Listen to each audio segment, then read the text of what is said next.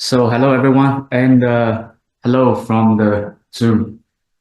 So everybody can see the screen uh, online, right?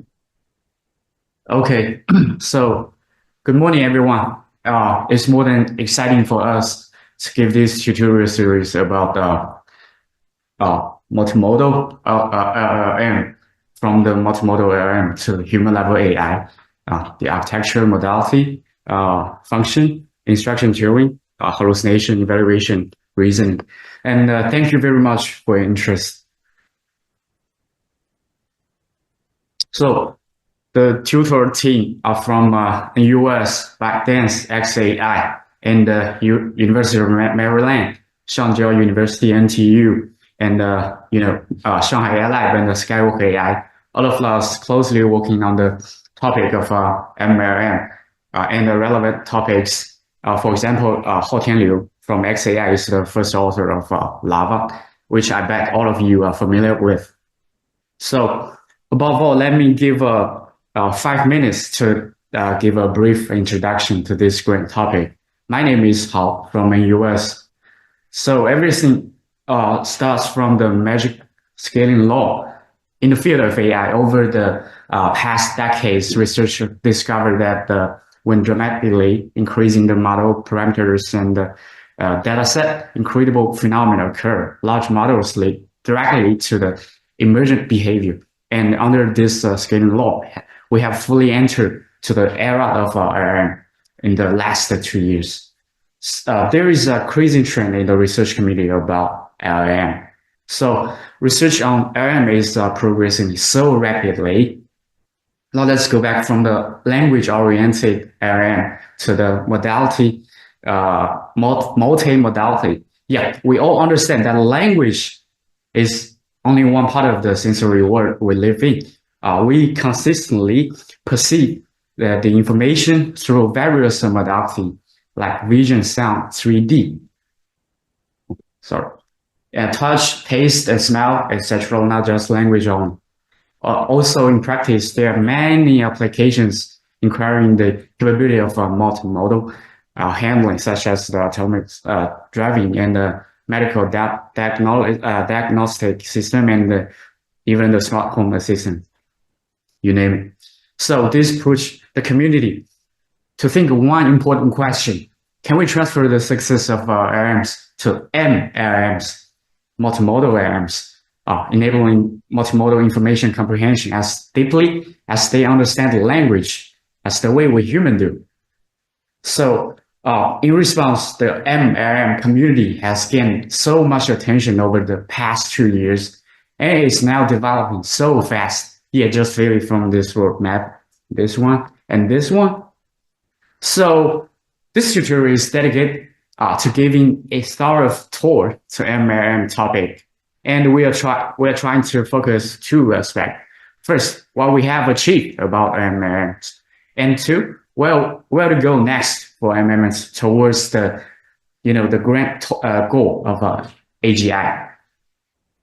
We believe these are the key aspects for building more powerful, capable MLMs: the architecture, modality, the functionality, and the instruction turing, and the human level multimodal reasoning, and even the evaluation, also hallucinations. Yeah, so for the architecture and modality parts, I will present the tutorial. Then Dr. Xiangtai Li will present the functionality parts, and Hao Tian will present the instruction turing. Then Fu Xiaoliu will introduce the multimodal hallucination, and Prof. Hanwang Zhang will introduce the MLLM evaluation part, and Zhuo Shenzhang will elaborate on the multimodal reasoning and the multimodal agent. Finally, everyone will sit around together and discuss about how to go from here, MLM, to the human level AI. So Dr. Kaipeng Zhang and Prof. Shuicheng Yan will also join the discussion. So the tutorial will start from now to 12:30 for 3.5 hours.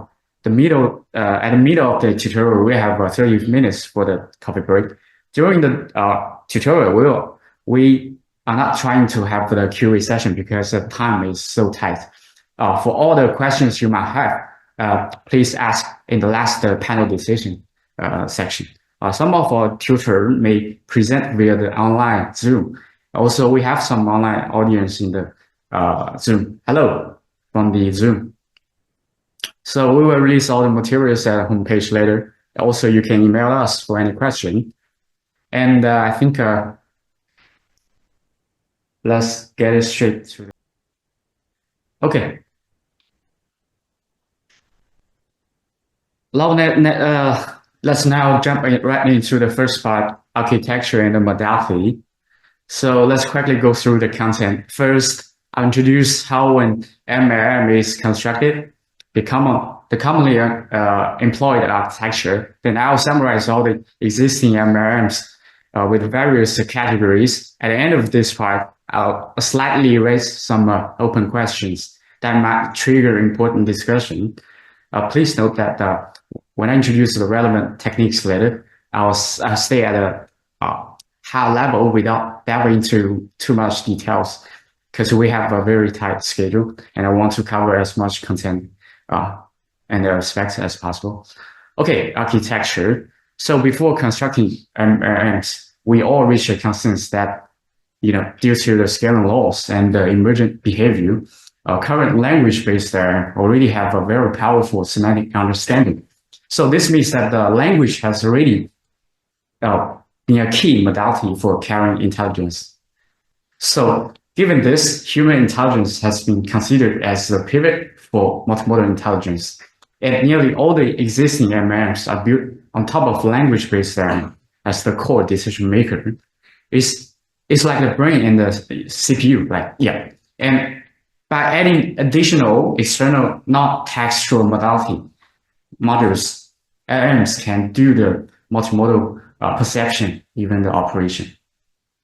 Based on this, two MLLM architecture have ever emerged. The first type is called the LLM as the discrete schedule controller. It's more known as the agent. The role of LLM here is to perceive and receive textual signal only and produce text. So all message passing is through pure textual comments to call the downstream models. Representative models include Visual ChatGPT, Hugging GPT, Viper GPT, etc. So the second architecture is called the encoder LLM decoder framework. This is also currently the most popular architecture. The LLM itself directly perceives the multimodal information and delegating instructions to decoder generator in more smooth manner.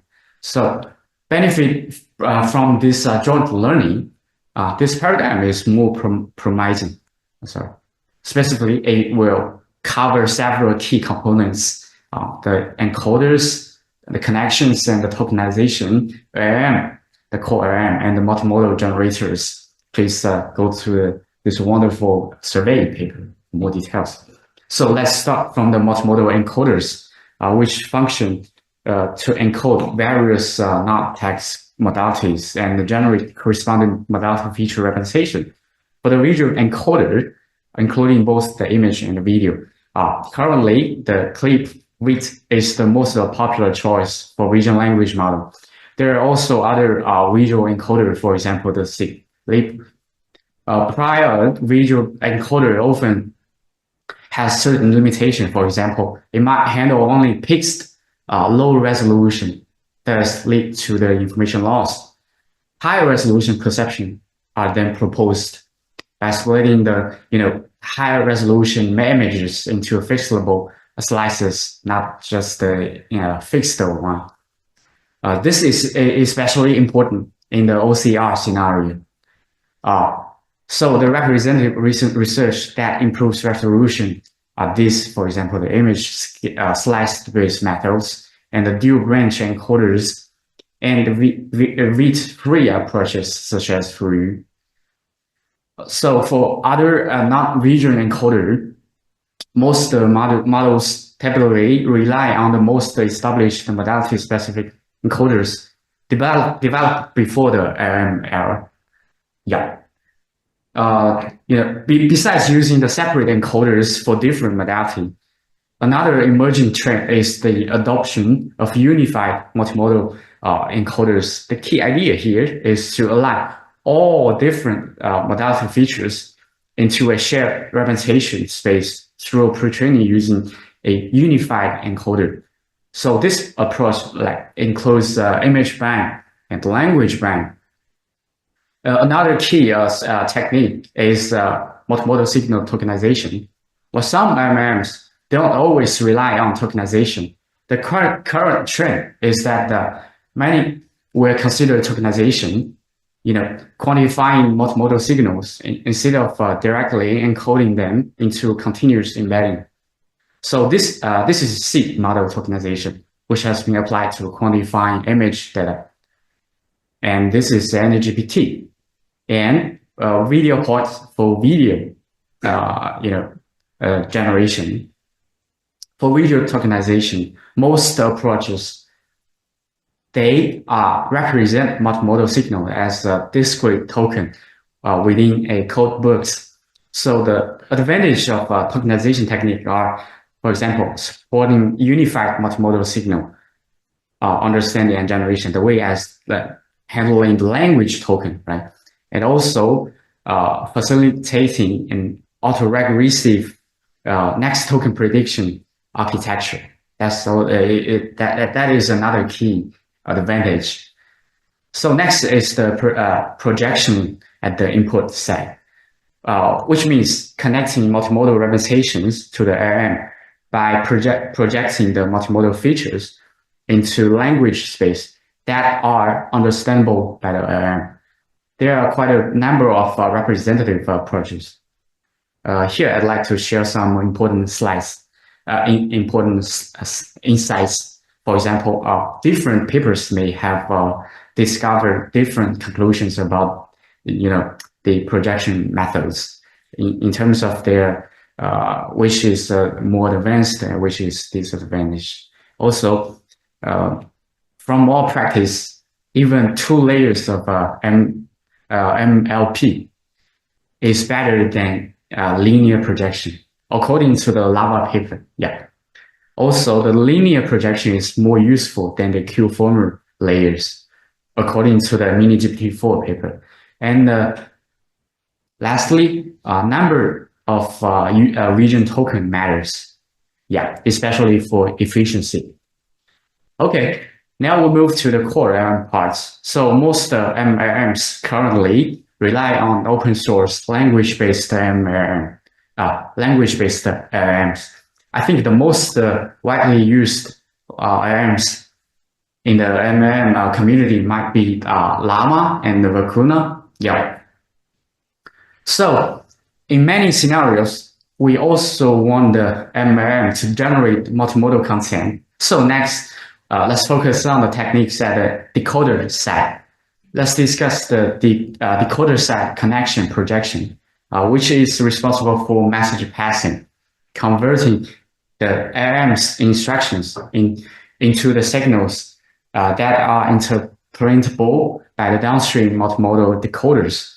This can be divided into 2 types, the discrete token of language.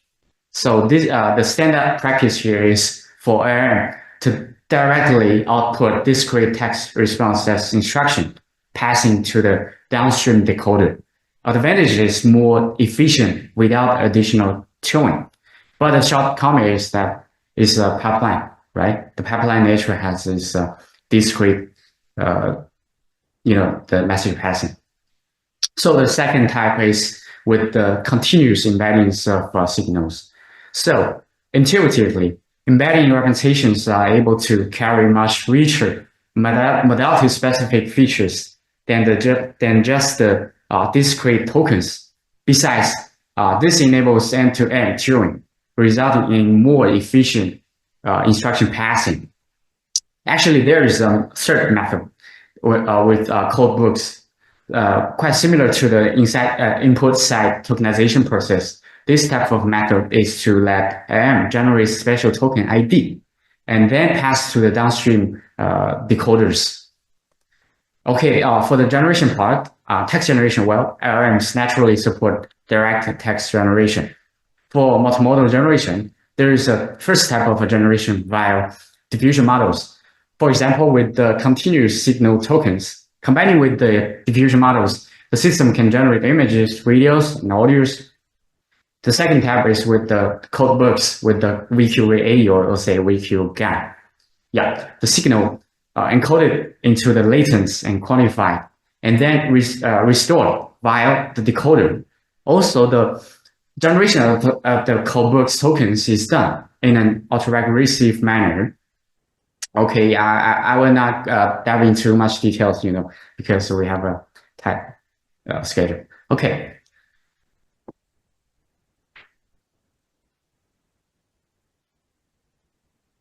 So with the MLM's architecture, then what modalities do MLM support?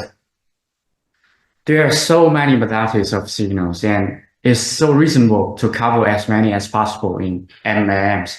In current research, the most common modalities are language, vision, audio, and 3D, right? For sure.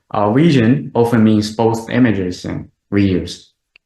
So we just made a summary to all existing MLMs according to their modality support and the ability of multimodal comprehension only, or simultaneously multimodal comprehension and generation. Note, this table includes only a few selection of models, as there are way too many MLMs to list them all. So, as the most widely studied modality is for the image comprehension, the basic idea is to integrate, the vision encoder onto the following the approach described previously. Really, a lot of MLMs emerged in this category around 2023. Among all these type of MLMs, these four models might be likely the most representative one: Flip2, Flamingo, and Lava, and MiniGPT-4. Next, MLMs that can understand video. Similarly, they achieve this by incorporating a video encoder, enabling MLM to comprehend the video signals. Representative models include the Video ChatGPT and the Video Llama. So for 3D perceiving MLMs, the approach is definitely similar. They incorporate an external 3D encoder to comprehend depth data or the point cloud data. So representative models include the 3D LLM and the point LLM. Audio signals can often cover various types such as the general sound and the human vocal speech and even music. So similarly, by incorporating the corresponding encoder and applying projection, LLMs can understand the audio data. So these are the representative models such as SpeechGPT, Salmon. Surely, following this paradigm, a wider range of other modality capability can be integrated into the LLM, resulting in X-perceiving MLMs. For example, in biomedical or healthcare domain, there are numerous models and research works available. Similarly, there are numerous MLMs in various fields such as molecular chemistry, graph, and many others. Above all, MLMs just support understanding single model scenarios. However, researchers discovered that just focusing on modality comprehension is far from sufficient. Also, often need to generate multimodal content with the unified paradigm. So MLMs with both the multimodal perceiving and the generation capability have developed. They are here. Yeah. For images, they are representative models capable of taking both text and image as input, comprehending the semantics, and generate both text and images. For example, the GIL combines stable diffusion with the embedding to achieve image generation, and the EMU series generate images while the auto-regulation So for video, similar methods and the same story. For example, the GPT-4 video and the video points, I think, are representative models that can perceive videos and generate videos. For the audio modality operation, same thing. SpeechGPT uses audio decoder and output audio content in autoregressive manner. Actually, it's insufficient to consider supporting for only one modality. In realistic scenarios, modality often have strong interconnections simultaneously. For example, images and videos often co-occur. And also, videos contain the audio signals, right? Even more, there's a great need to consider any-to-any modality interactions. So it's often necessary for MLMs to handle multiple modalities at once, rather than just one signal. First, let's check the combination of text, image, video. There are several MLMs that simultaneously support these three modalities. Here, the ChatUnif model, the implementation is quite straightforward, just adding more corresponding modality encoder or decoder to LLM.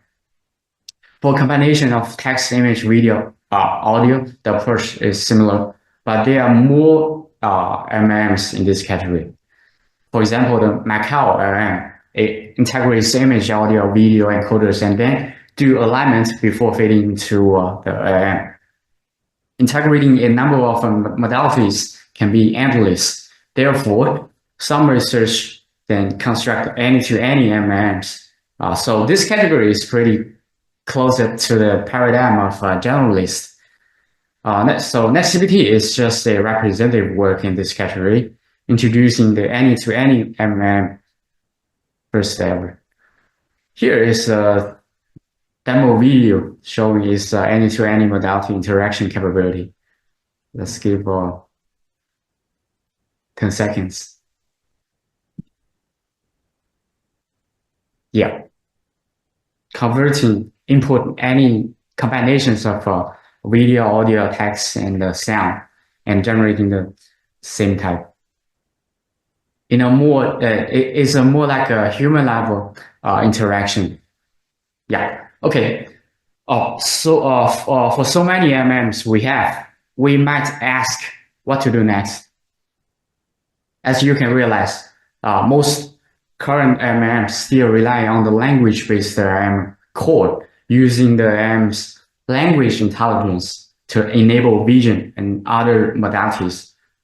So we might think, without this language intelligence, most of today's MMs would essentially be gone. The technique approach is fairly straightforward, integrating multimodal perception modules at the front and generators at the back of the right? So this raises an important question. Different modalities should ideally contribute equally to achieving the intelligence, at least in the era of multimodal LLM, right? But current language-based LLMs may be limited the true potential. So can we replicate the LLM scaling laws and emergent properties in the multimodal context? For example, could we reach the multimodal ChatGPT moments through large-scale pre-training? So we might build a language decoupled native MMs that demonstrate scaling laws and achieve intelligence across the native multimodal signals. So there is a work, LVM, that introduced a sequential modeling that enables pure vision-based next token prediction, similar to the language modeling.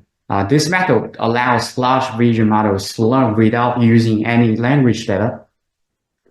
The Unified IO2 introduced a fully autoregressive model with the unified tokenization, training from scratch on a large multimodal corpus. It performed well across over 35 benchmarks, including such as the image generation, language understanding, video audio comprehension, or robotics.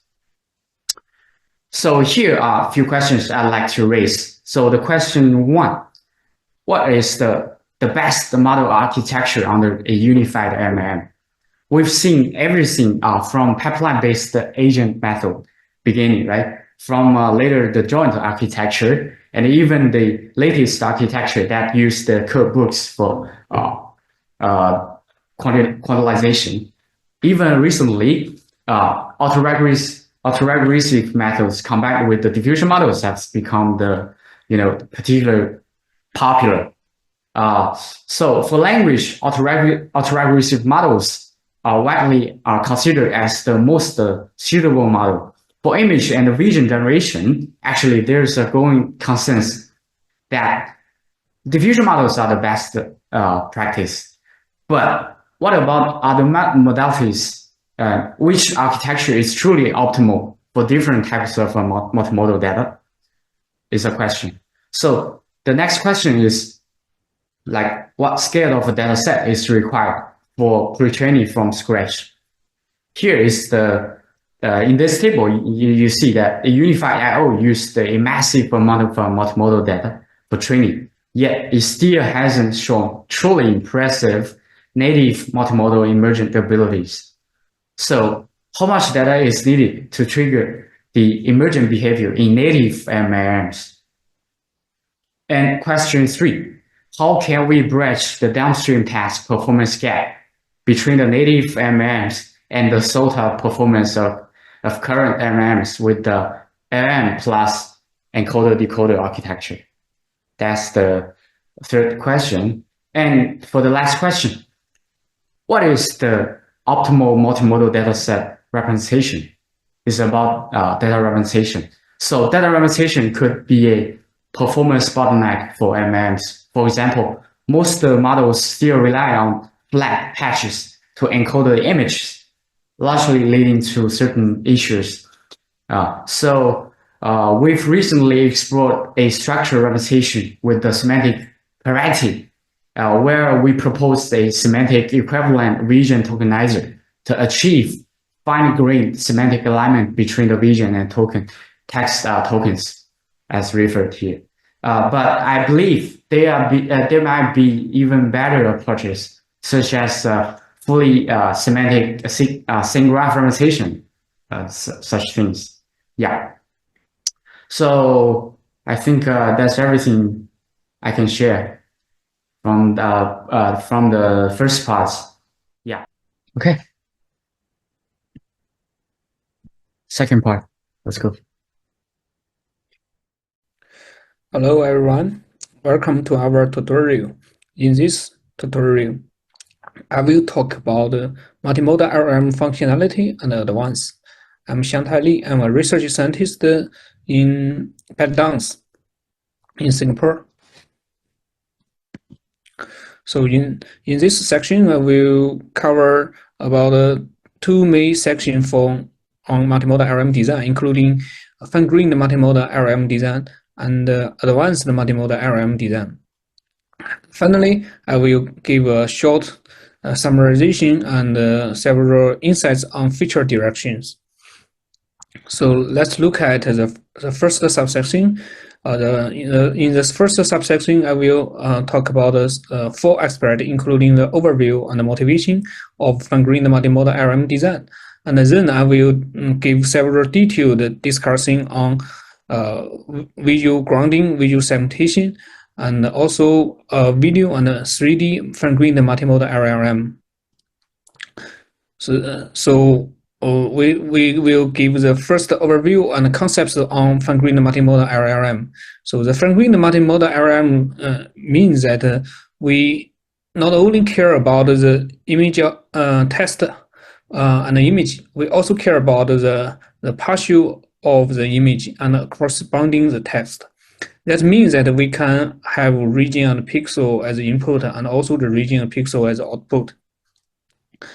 And so this is important for understanding multi-grading concepts. Then we can enhance, if we have the feature on understanding the pixel level or region level concept, we can enhance the iterative feature in multimodal LLM design. So this is important in real product. so the motivation can be summarized in three aspects. In the first aspect is the new features. So we can reference specific region objects that and then perform the chat. We can also carry out understanding and reasoning the pixel and the region. The second part is we can involve several new applications, including AR or VR. Finally, as for research, we can design new model. Yeah, we can explore new multimodal LLM. For example, how to balance the chat and the localization ability, how to use the visual concept to avoid hallucination. Then we can first look at the visual language task before LLM. So these tasks are driven by language. Most work come from the vision community, and most solutions are similar. They are all dual branch design. So by connecting the language and model and vision model. So these tasks are visual grounding, reference segmentation, and visual segmentation, and visual prompting. So one representative work is GLIP. So GLIP means grounded language image pre-training. This is the first work to perform the region level image test pair pre-training and alignment. The alignment loss is localized similar to the GLIP pre-training loss. The localization loss is the detection loss. Then another concurrent work is MDTR, which means the modular detection from the end-to-end multimodal understanding. So MDTR is the same, come from the same team of the DTR. It uses two-stream architecture, as I said before. One stream is for visual part, and another stream is for language part. So they concact the object query and test the feature and put it together into the transformer, and then perform the grounding loss and the detection loss together to make each object to corresponding to each test.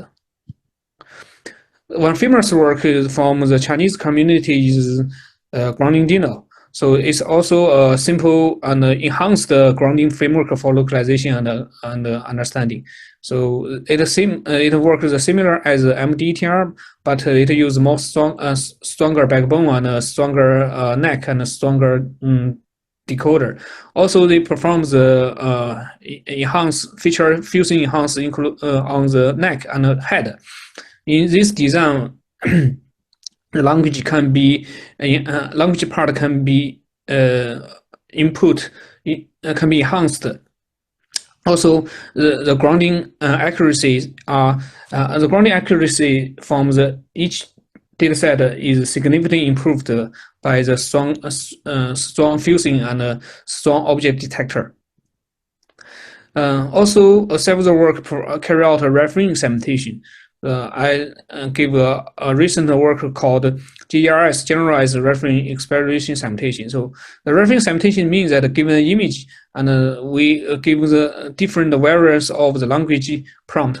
So we must output the corresponding mask level region, including, for example, the kid in the right, or all people, and standing people. So the grounding effect of pixelized mask with driven by language. It also performs a two-stream network. For example, one stream is master-to-former architecture, and another is BERT. So BERT performs the coarse attention from the visual feature and the language feature in both neck and the decoder, so they can carry out the finally the mask output. So, however, in LLM, in the area of LLM, so previous work can also be look at the QA task. For example, if we look at this task, we can see that the question is the language, the answer is the mask. For example, the question is class. For example, the question is the class, the answer is the bounding box. So as the talk from the Rose, which is the father of the fast RCN, they think all these tasks are query tasks, such as visual question answering task. So the answer is a multimodal format. So, so in our talk, we mainly focus on the large language model design. So we list several architecture here. We will talk it one by one in the following slides. So then let's look at the visual grounding part. So visual grounding part, the first time for the visual grounding is the Cosmos 2 and the Sakura. The Cosmos 2 directly output the using multimodal ARM to directly output the localization bounding box of the object, which is corresponding to the reference language. In Sakura, they perform a new representation on the test. For example, they use the normalized coordinates format. That means that we directly let LLM to output the localized, standardized coordinate. One famous work is Furry. Furry is the first work that stronger come from the Apple team. It means that the referring grounding anything and where and any granularity. So as you can see that they are like a lava architecture. So they propose a special aware visual sampler, which in couple with more fine-grained visual feature. Here I do not talk about very detailed technical details here.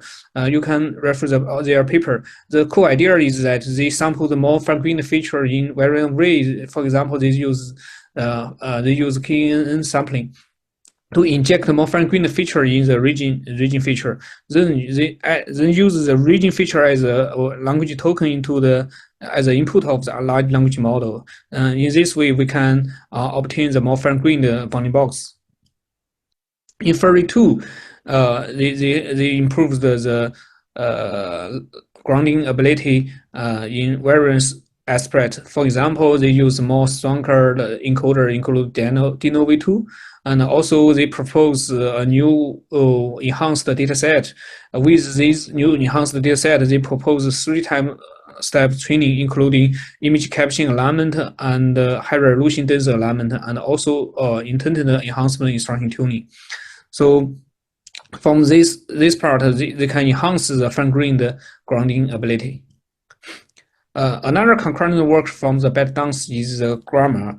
The grammar means that this is they design a new different meta architecture as shown in this figure. They propose to decouple the localizer and the LLM, which means that we select the LLM from the precise the localizer output. So the localizer is you can see that the region proposer also localizer is also we can call it a localizer. So it is a pre-detected pre-trained stronger object detector. So the LLM just learn to select the corresponding feature or corresponding box from the input, so they can get a strong performance. Also, they also keep a strong chat ability on this. So you can see that in this model, not only they can perform localization, they also can perform the grounding. They also can perform the chat. Also, the grounded chat. The grounded chat means that they can combine the test and the corresponding bounding box in the dense caption format, which means that you can describe the image in detail. Meanwhile, you can ground each object with the in the image with bounding box output.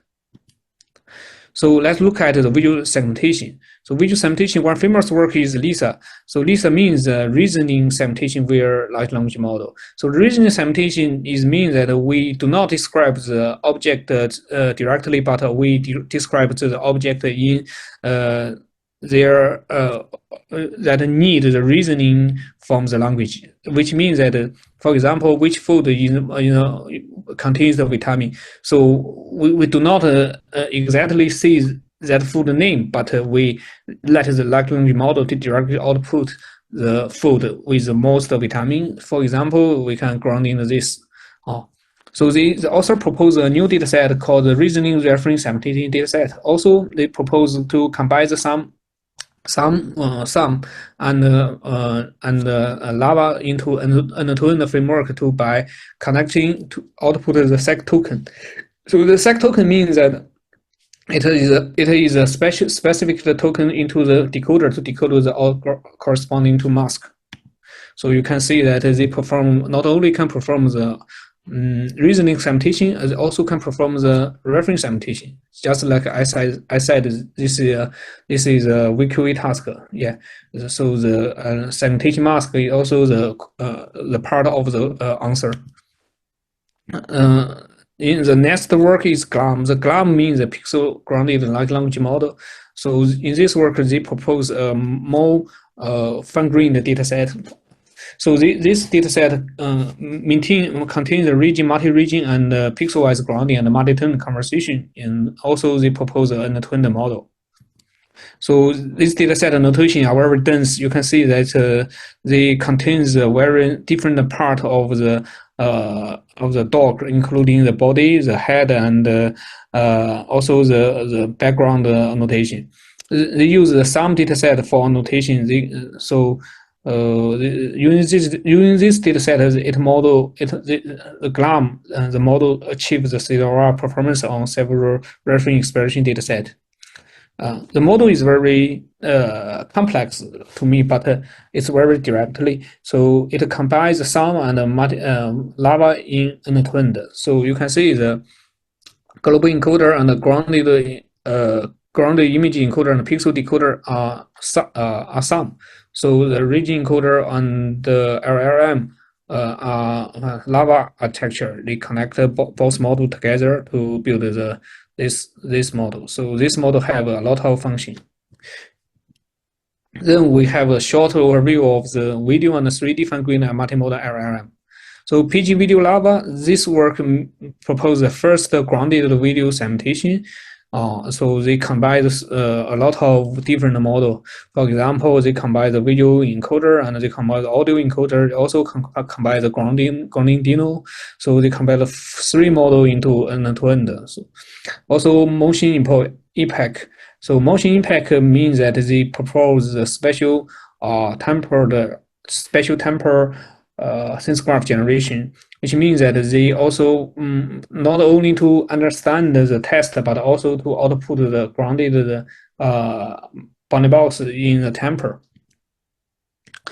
So in the video, we also have the corresponding task, which called VISA. So VISA is a reasoning video segmentation that extends the LISA into the radio. So in this task, the the author proposed a new dataset to perform the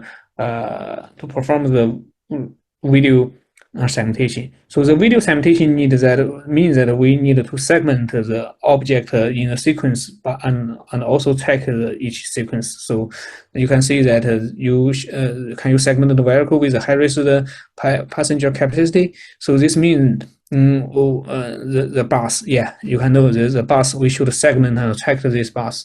So this model turns the LISA into the video. So they did not modify much, but also they just add the object tracker to link each mask in the temper.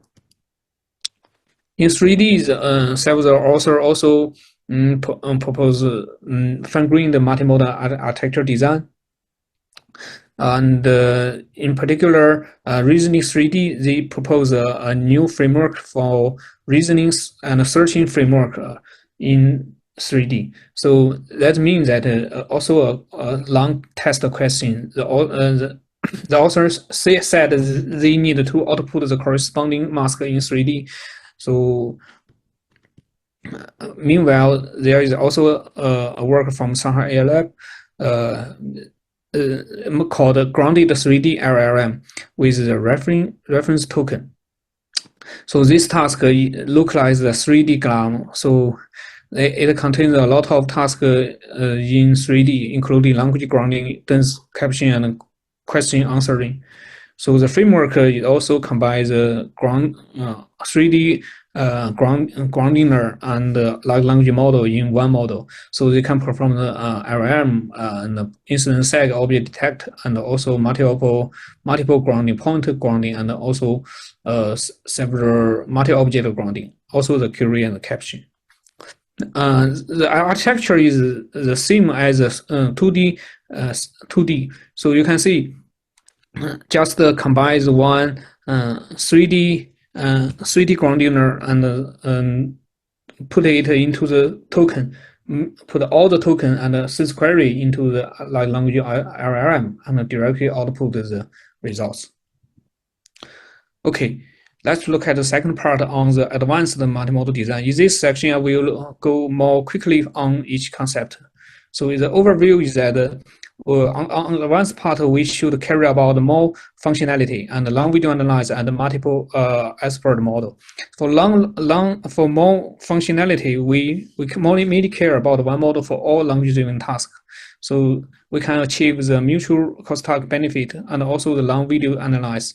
So for example, the video is very long, extremely long, such as the movie level.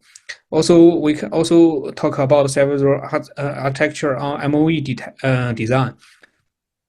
And adopting the MOE, we can achieve a better performance and enhance the capacity. So before we talk about unified models, there are several previous work, including the XDecoder. This is a work that to connecting the reference segmentation and panoramic segmentation and reference image editing. Also, the SUM, as we all know, the SUM or SUM2, they are iterative segmentation framework into one shot. Yeah, these are product level research from the Meta. Also, several work from the BAI called Pinter.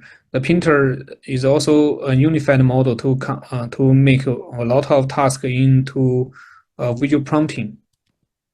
Also, one work is called OMG-seg. This is a work to unify all visual segmentation tasks in one model. So the first work is called OMG-Lava. As I talked before, the OMG-seg unified all segmentation tasks. The OMG-Lava aim to add to unify the image level, object level, and pixel level reasoning and understanding tasks. But rather than simple perception, they also extend the reasoning grounding task, as I talked before, including grounding conversation and ground reference segmentation and image level conversation and also image level caption. So in this work, they propose an architecture that to decouple the perception and understanding. So the perception using one perception model. So the reasoning understanding using LLM. So I skip the details. Another representative work is Weitung. Weitung is a new concept for that they use one model to unify a lot of tasks for understanding generation and segmentation, even the editing. So including the image and the video. So as you can see that they support image and video and pixel level, region level understanding. They also segmentation and grounding, and also generation and editing. So the architecture is very simple, but in practice, they combine the different expert model. For example, the grounding Dino and also the diffusing model. So they put this different model into the token format, but however, all the tokens are connected by the language model. So the language model as a controller or the brain to output the corresponding instruction command to the different module. So as you can see here is a demo for V2. So can perform the image segmentation, video segmentation, and also video understanding, for example, chat and video editing. So okay. So then we look at the multimodal LLM for the long video analysis. So the first work is Llama VID. This work is very influential and simple. So the author just carry out the context attention. So the context attention means that you use the query, test the query to select more reasonable context to encode or to conduct the token into one token, I mean context token.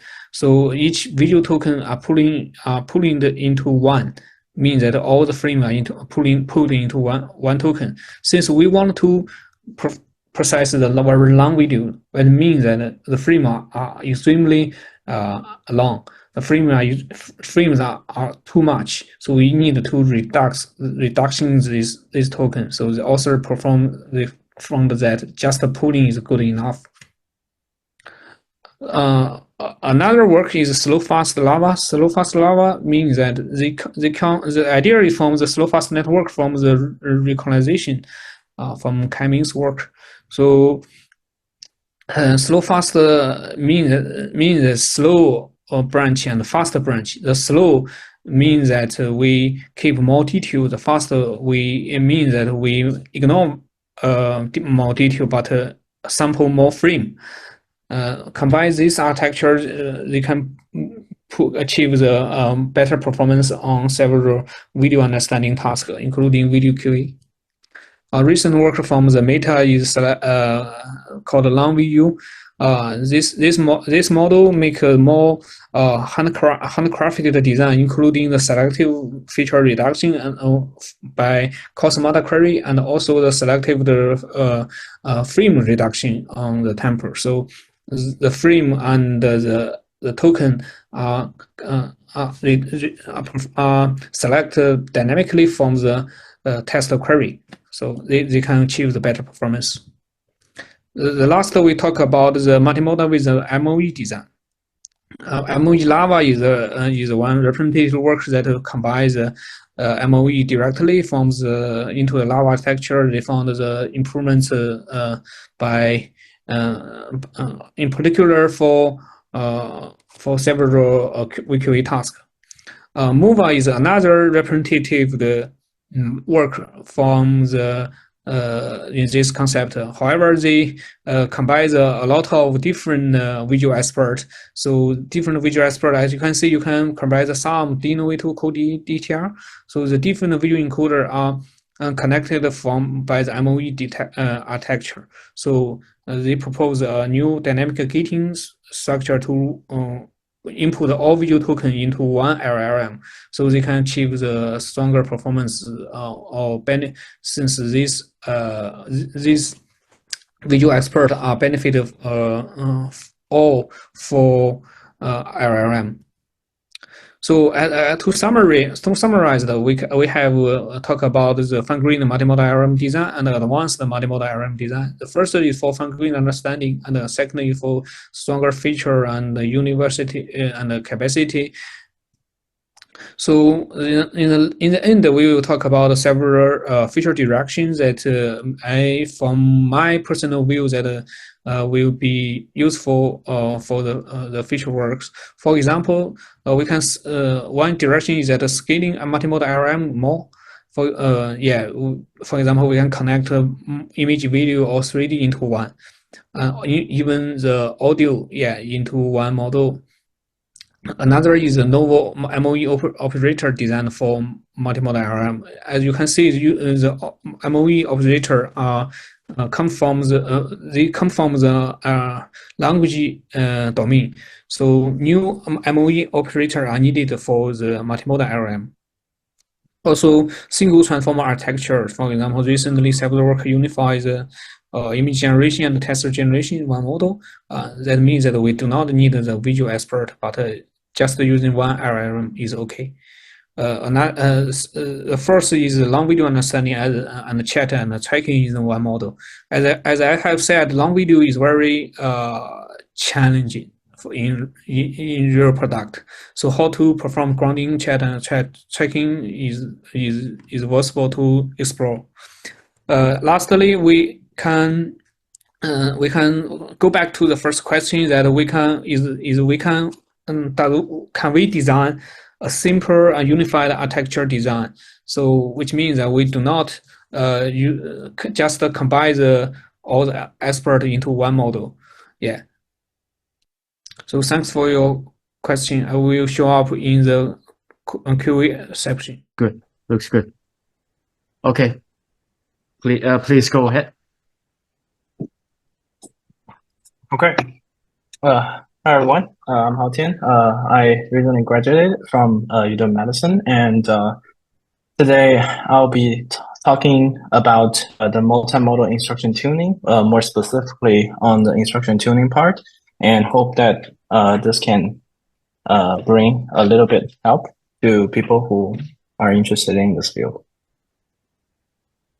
So I'll be talking a little bit about the motivations, a little bit about the instruction tuning framework, and also how can we generate the data for multimodal instruction tuning, and what are some of those existing data sets or data mixtures. And for the question answering, I guess it will be all in the later QA session.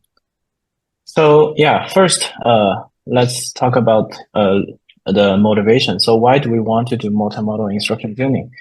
So there has been lots of pre-trained multimodal models way before, I guess, March of last year, where we have great models like Keyformer, Blip. We have great models like JIT and Flamingo, where they can do they are pre-trained with hundreds of millions image text pairs, and they are pre-trained so that the language model can understand the image and can do basic visual question answering. Let me see, how can I minimize this?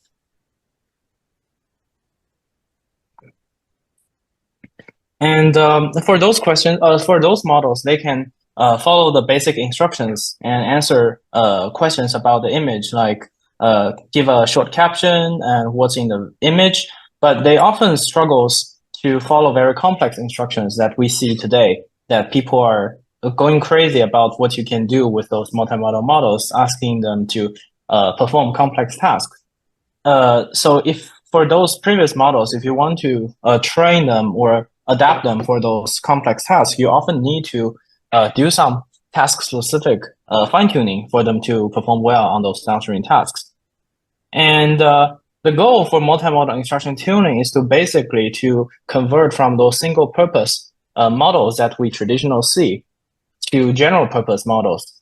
And traditionally, like people for computer vision train specific models for different applications or downstream tasks. We can have great models on image classification. We can have great models for generating captions for images, detecting objects, segmenting objects, or even do some image-to-image translation by using visual encoder and decoder architectures. So all of those models can work great for each of the tasks, and they achieve very good performance on both benchmark numbers or real-world use cases, and they're deployed already in the industry. However, for a model that's pre-trained, for example, with image captioning or image classification, in order for them to perform adapt them for some additional tasks, we often need to collect some new data for the downstream tasks and then fine-tune those pre-trained models for those new tasks, which is not quite efficient if you just want to do very fast iteration and you want to explore the possibility of those models. And what we want to see is that if it's possible to steer those models just by natural language, we can think of the task where we can try to describe with natural language, and then we tell the model we instruct the models on the tasks that we want them to perform and what kind of outputs we want. This way, we can have those general purpose multimodal models that can perform literally any kind of the task as long as our model is good enough. So basically, the multimodal instruction tuning wants to create an interface where it makes it possible as a foundation so that like those general purpose capabilities can be unclogged. And we also want to mention that multitask learning, multimodal instruction tuning is not simply multitask learning. Here's an example on why this is the case. So people can often think that multimodal instruction tuning is that you give it lots of tasks and you pre-train on those. And we already have those years ago where you can give some tasks, define some task tokens, train it on those different tasks, like one task token for image captioning, one task token for object detection. Those can work. Those models can work well for like all kinds of capabilities, and you may be able to see positive transfers between the tasks, so that maybe like it's common to see that a task that's trained with both object detection and image classification can perform better on both image classification and object detection than those two models training separately or independently. However, they still cannot adapt to new tasks. For example, like if you are only training on captioning, object detection, short captioning, object detection, and image classification, you cannot simply define a new task token that's called long captioning. And the model does not know how to do that, and the model cannot adapt. So for instruction tuning, we are able to allow the model to adapt to all kinds of those tasks with natural language task instructions. So for image captioning, instead of defining specific task tokens, we define those tasks in natural language, just like what a human will do. So all of those tasks, captioning, classification, generation, detection, all kinds of the tasks, you can define it with natural language instructions. And by training on lots of diverse instructions, the model can learn to understand what the natural language instruction is and how can it can generalize to new instructions, zero shot, without any training. So how do we do multimodal instruction tuning? So in order to do the multimodal instruction tuning, we need a model architecture, we need the data, and we need to have some stage of tuning to cook the model. And usually, like for the cases where like it's compute restricted, we often have like kind of the two-stage training pipeline, two-stage training paradigm. And this can be further divided, which we are going to talk about this later. So for the first stage, we usually start with a pre-trained language model because they're usually pre-trained with a ton of the knowledge, like tens of trillions of tokens. So they have great word knowledge. And we also have vision encoders where they are pre-trained on hundreds of millions or even billions of the image text pairs, where they also have a great connection and understanding of the visual world. And usually in the first stage, we want to train an adapter or a connector that can connect the embedding space of the vision encoder to the latent space of the language model, so that the language model can see those projected or adapted visual tokens and then can understand them as if a specific language.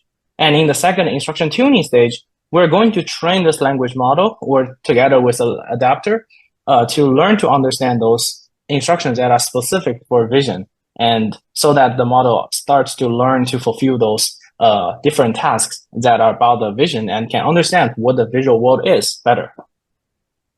And because we have two modules and two stages, like roughly speaking, there are lots of different ways of training those models. Like we can train the language model, we can freeze the language model, we can freeze and train the vision encoder as well. So generally speaking, like different models will like adapt a different paradigm. And the main motivation for this is the main motivation for freezing the encoders or language models should be mainly twofold. One is that freezing those can preserve some pre-trained knowledge. And second is that freezing those can save you a lot of memory requirements because if you are training those, you're going to store the weights in the optimizer states. You're going to compute the gradients. You're going to store the gradients for those parameters, so they can take up 4 or 5x of the memory comparing to freezing them. So with those considerations, like people may choose to freeze some modules and unlock some other modules. Well, if you unlock some of the module, the main benefit is that it can more easily adapt to different domains. Like if you unfreeze a language model, it may learn to understand those image tokens much earlier than freezing them and only train a small projection layer or only tune the vision encoder. So it's more about those different trade-offs, and that's kind of the motivation of why people are doing different things. Why some people will freeze the encoder, some people will train the encoder. Yeah.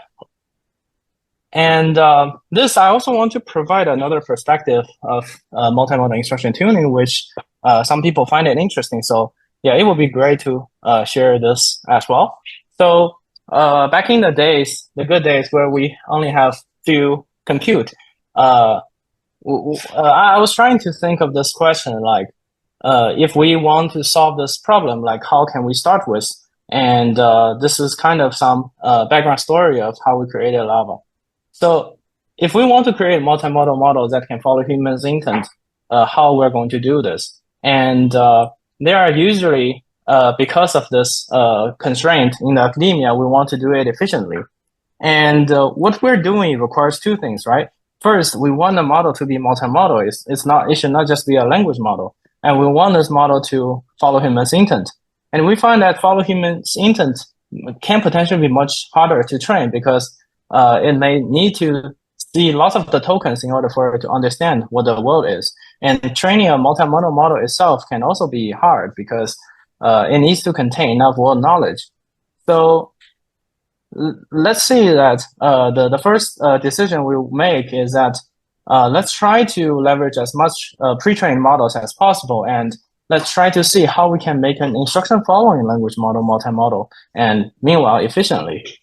And we find that one observation after Llama models are introduced is that we find that although like Llama models are not trained on lots of foreign language tokens, they are mainly trained on the first version, like Llama 1, are mostly trained on English tokens.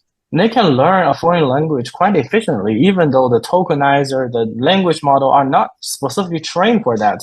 Like people on Hugging Face find that like we can adapt Llama to Chinese, Japanese, different languages with as few as 52,000 conversations, which is around like 1 hour training on A100 GPUs, which is much, much smaller than what it takes to train the Llama model itself.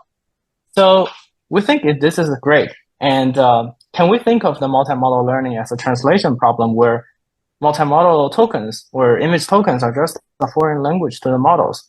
And if this is the case, then we could potentially adapt the model to see those things very easily and efficiently. And if we're able to find such mapping, the pre-trained knowledge in our vision encoder can be linked to the pre-trained knowledge in our language model. And the compute we spend on this multimodal model training can just be divided into two parts. One is to try to make those knowledge linked together. And the second part is to make this language model try to see like what's kind of the subtle difference between this specific new foreign language and how is the difference in the subtle grammar difference, and try to adapt it and try to learn this language much better.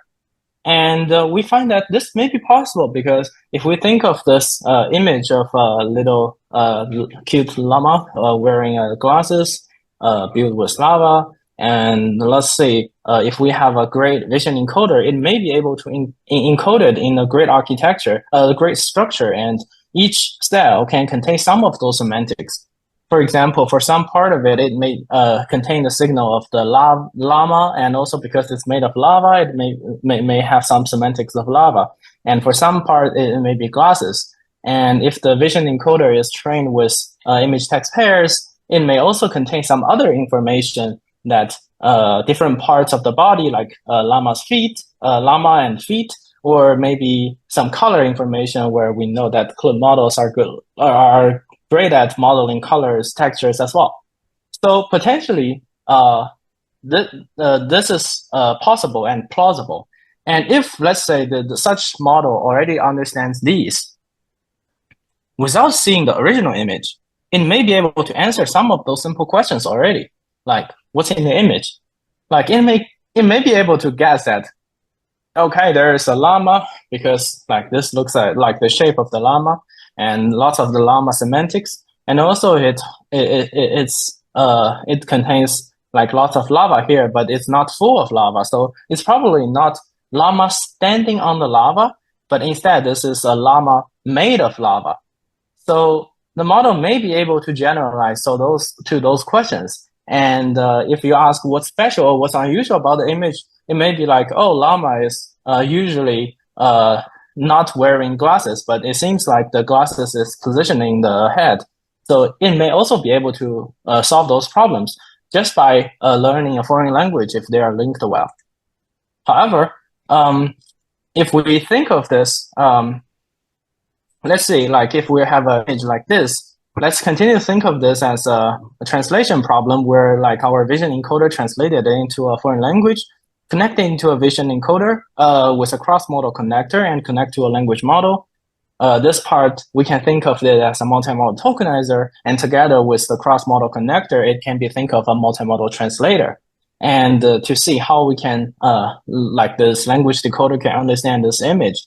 And then if you ask what's the color of the shirt the man's wearing, the model may be able to say that, okay, the shirt the man's wearing is yellow because of like those semantics are already encoded. So we think that language models can learn a visual foreign language efficiently.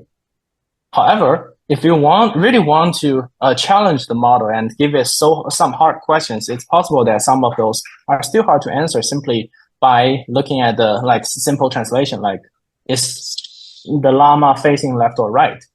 And if you do not have very fine-grained understanding of this image, it may be quite hard, but it may also be guessable. So like we actually want model to solve those multimodal understanding tasks. We want the model to be trained more and try to be able to adapt to more of those tasks. So for those complex instructions, if you just simply formulate with like translation problem, it may be hard. So what we need is that we want to tune the model for following complex multimodal instructions. And to generate such instruction following data, where we start with some, we mainly have two kinds of the data.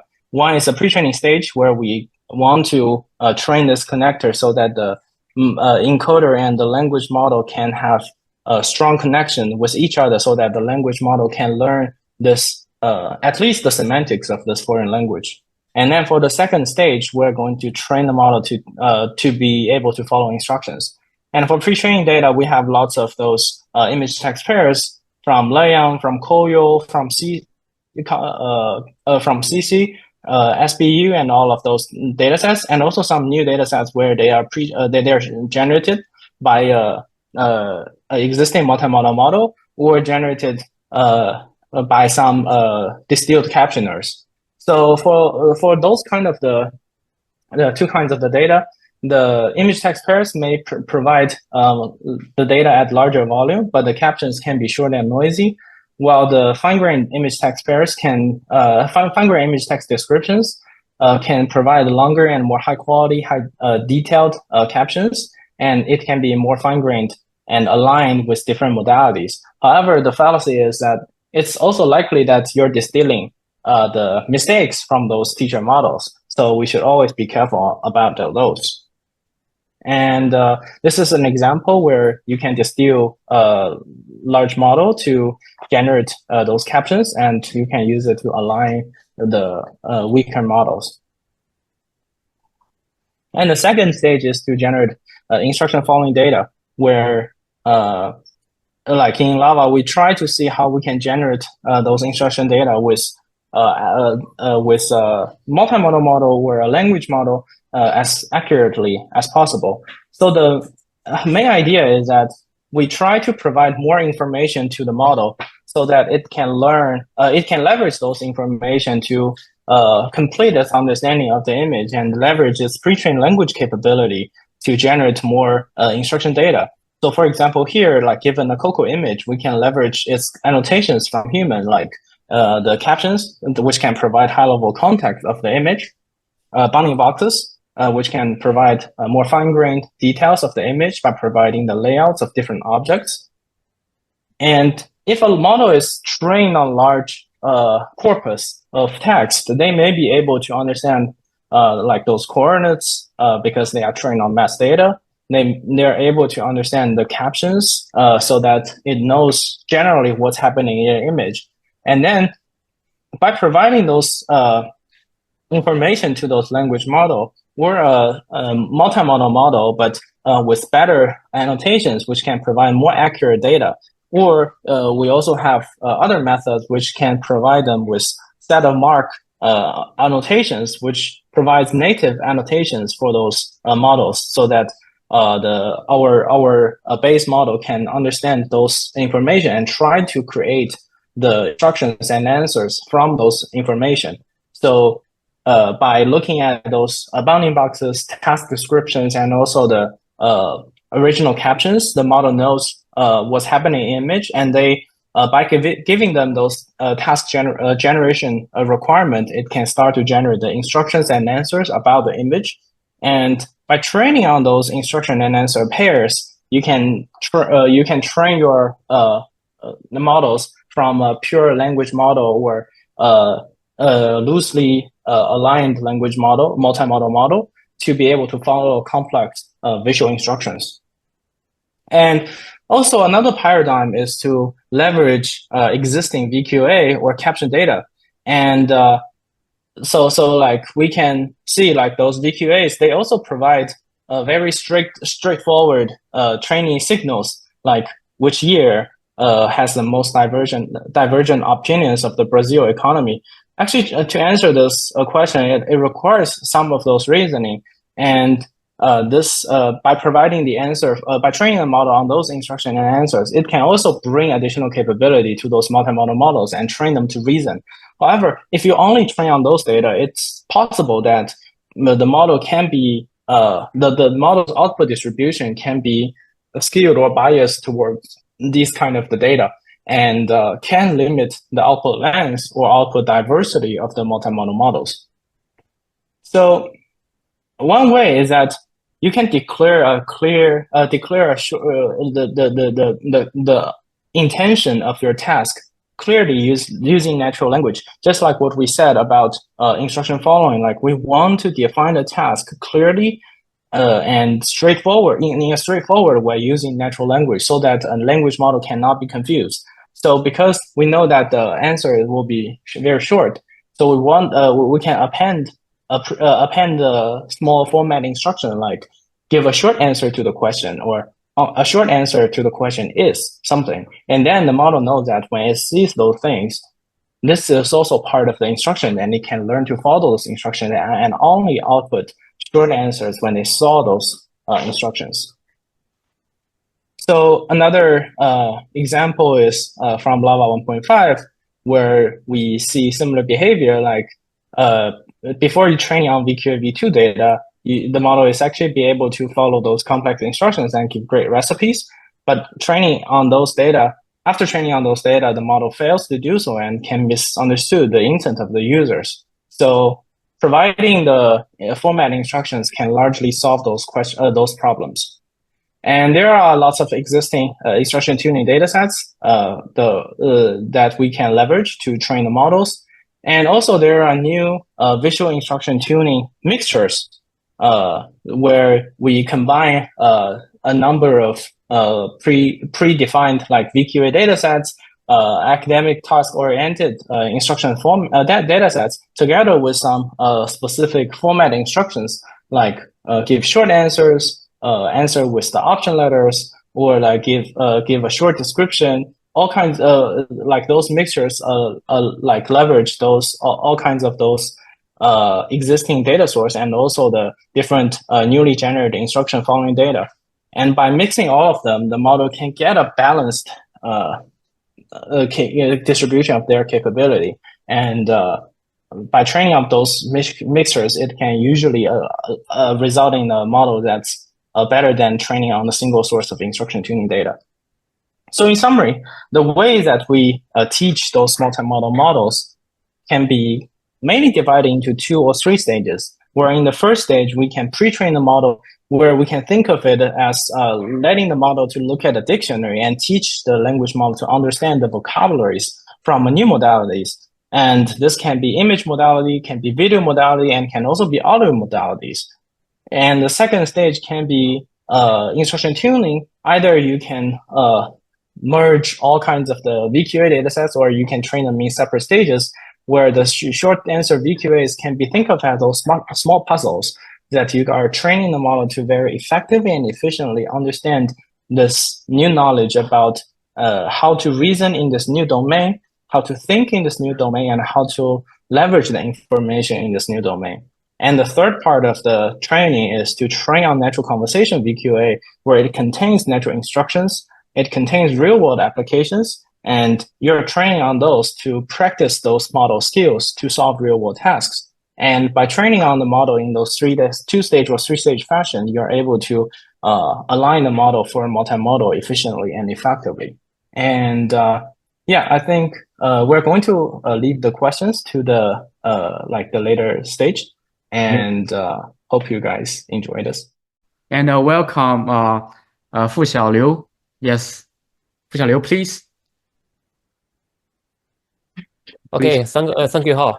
Okay, hi everyone, welcome back. Let me continue to introduce our tutorial from multimodal large language model to human level AI.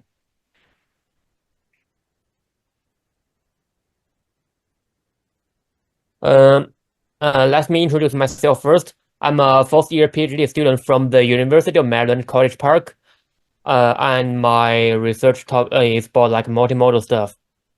And I will introduce the multimodal hallucination in my section. And in my section, I will introduce the following parts. What's hallucinations in multimodal large language model? And what's the reason for the hallucinations in multimodal large language model? And how can we evaluate the hallucinations in multimodal large language model, and the mitigation method we can use, to mitigate the hallucination. I will talk about these sections one by one in details. Okay, first, what is hallucinations in multimodal large language model? Hallucinations in multimodal large language model generally refers to the phenomenon that we know where the generated text does not align with the visual content.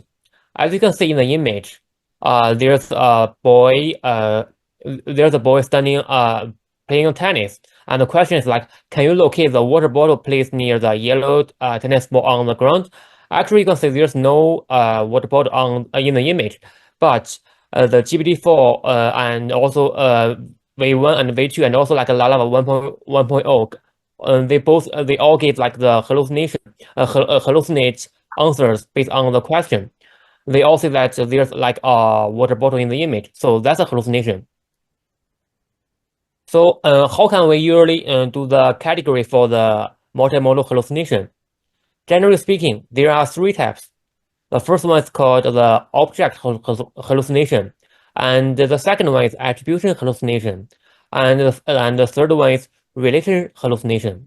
For the object hallucination, it refers to the non-exist object category or incorrect category, just like the example right here. The sentence says there are some bunches and ferns in the background, but actually there's no bunch in the image. As for the attribution hallucination, it usually refers to the color, shape, or material, or maybe content, or maybe counting, and also maybe the action in the sentence. Just like the example right here, the pink flowers in the image, but actually there are flowers in the image, but the color is not pink. And finally, about the relation hallucination, which refers to the human-object interactions or relative position are not correct. Just like the example right here, the other people in the image are standing around the girl, but actually it's not. So where there are hallucinations in multimodal large language model, you can see here we generally categorize them into the following reasons. The first one is like the hallucinations from the training data, and the second part is like the hallucinations from the model. As for the training data, you can see it may have like the noisy data, or maybe like the lack of diversity, or maybe like the detailed description is not accurate, or maybe if the training data has a statistical bias. As for the model, maybe the vision model is not strong enough, or maybe like the language is too strong, and maybe like the cross-model inference is not good enough. I will talk about the details one by one. First, as for the problem, as for the issues within the training data, you can see we have like the noisy data, which means that as we all know, our instruction tuning in multimodal large language model usually have like the two stage. The first stage is called the pre-training stage, and as for the second stage is like the instruction tuning stage. So, in the first stage, the pre-training stage, we always use like the image test pairs, which we got from the website, to do the pre-training. But we can find that the image test pairs from web is not always like accurate enough. Just like you can see the example in the bottom, you can see the data used by Lalava in the pre-training. You can see the hallucinated content in right. It's like there's a total of like 8 individuals waiting for the train, but actually it's not. So that's a hallucination content in the pre-training data. And as for the instruction tuning data, Lalava also maybe they use that like the advanced test only GPT-4 to generate the more instructions. Whenever like for the old version of ChatGPT, which is only like the test only model, they can't understand like vision content, so which can lead to the risk of the noisy data. And as for the second reason of the hallucinations in multimodal large language model, is that most instruction following data samples they only compose of the positive instructions, but they don't have like the negative instruction data, which may have like the reject unseen response. For example, you can see in the right like non-existent object manipulation. Maybe like, can you spot like the hot air balloon above the tall tree?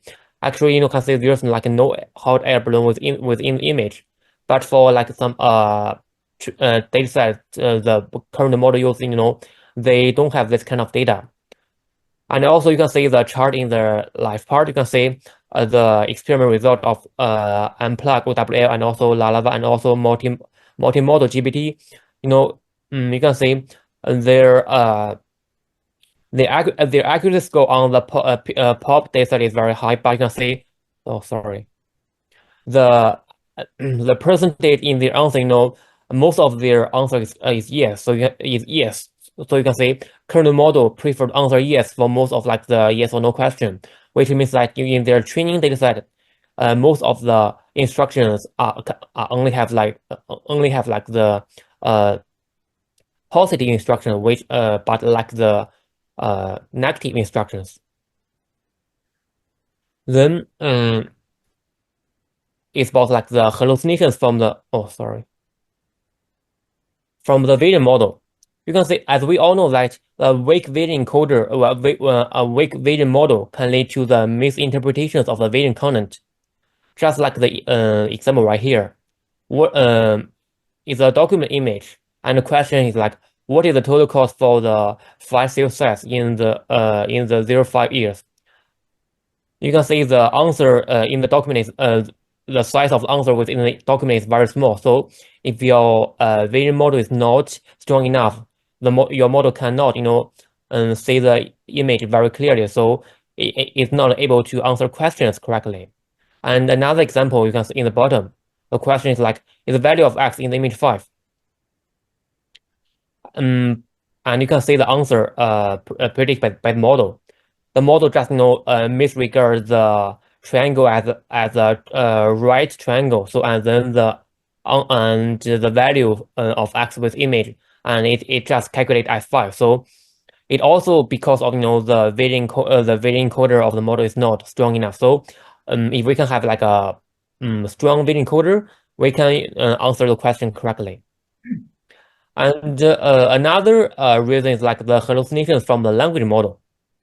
And we all know that the language model in current multimodal large language models is much larger and stronger than the vision model. We know which may lead to like the current model always prioritize its parametric memory within the language model, just like the example right here. The question is like, according to the medal number chart of the 2008 Beijing Olympics in the image, does China have the most gold medals, followed by USA and Russia?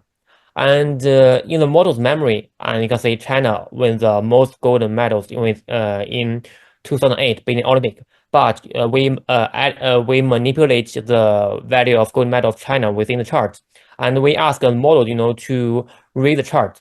But you can see the in the prediction and the sentence in the right, the model still say that China won the most gold medals, followed by the United States and Russia. So in this way, we can see that the model always prefer to answer questions based on its memory, instead of looking at the chart very carefully.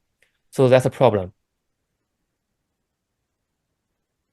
So after talking about the behind reasons of hallucinations in multimodal large language model, so the question comes: how can we evaluate the hallucinations? And are there any like popular benchmark to evaluate the hallucinations? Here you can say like we can divide the hallucination metric into like two parts. The first one is like a LLM based method, and the second one is like non-LLM based method. And as for the hallucination benchmark, we also divide into like two parts. The first one is like the generative task, and then like a discriminative task. You can say we summarize the current popular multimodal large language model benchmark, which targets to evaluate the hallucination, and you can see the column in the two columns in right. The DIS means like the discriminate task, which means like the model, which means like we the benchmark just transfer the hallucination evaluation task into like a binary classification task by prompting a multimodal large language model to only answer yes or no based on the question, which is not like an open-ended question. But for GEM means like a generative task, which means like the model which is an open-ended question, and the model can answer questions in open-ended mandate instead of only yes or no. And also you can say like for the non-LLM based evaluation, the discriminative task evaluation, you can see the example right here. If there like a bottle in the image, and the model may answer like yes or no based on the question, and you can see the LLM based evaluation in the right, which is a generative task. You can see the example right here. You can see the question is like, can you help me find a dog playing with a ball in the shore? And the unplug OW and also like min GPT-4 answer question.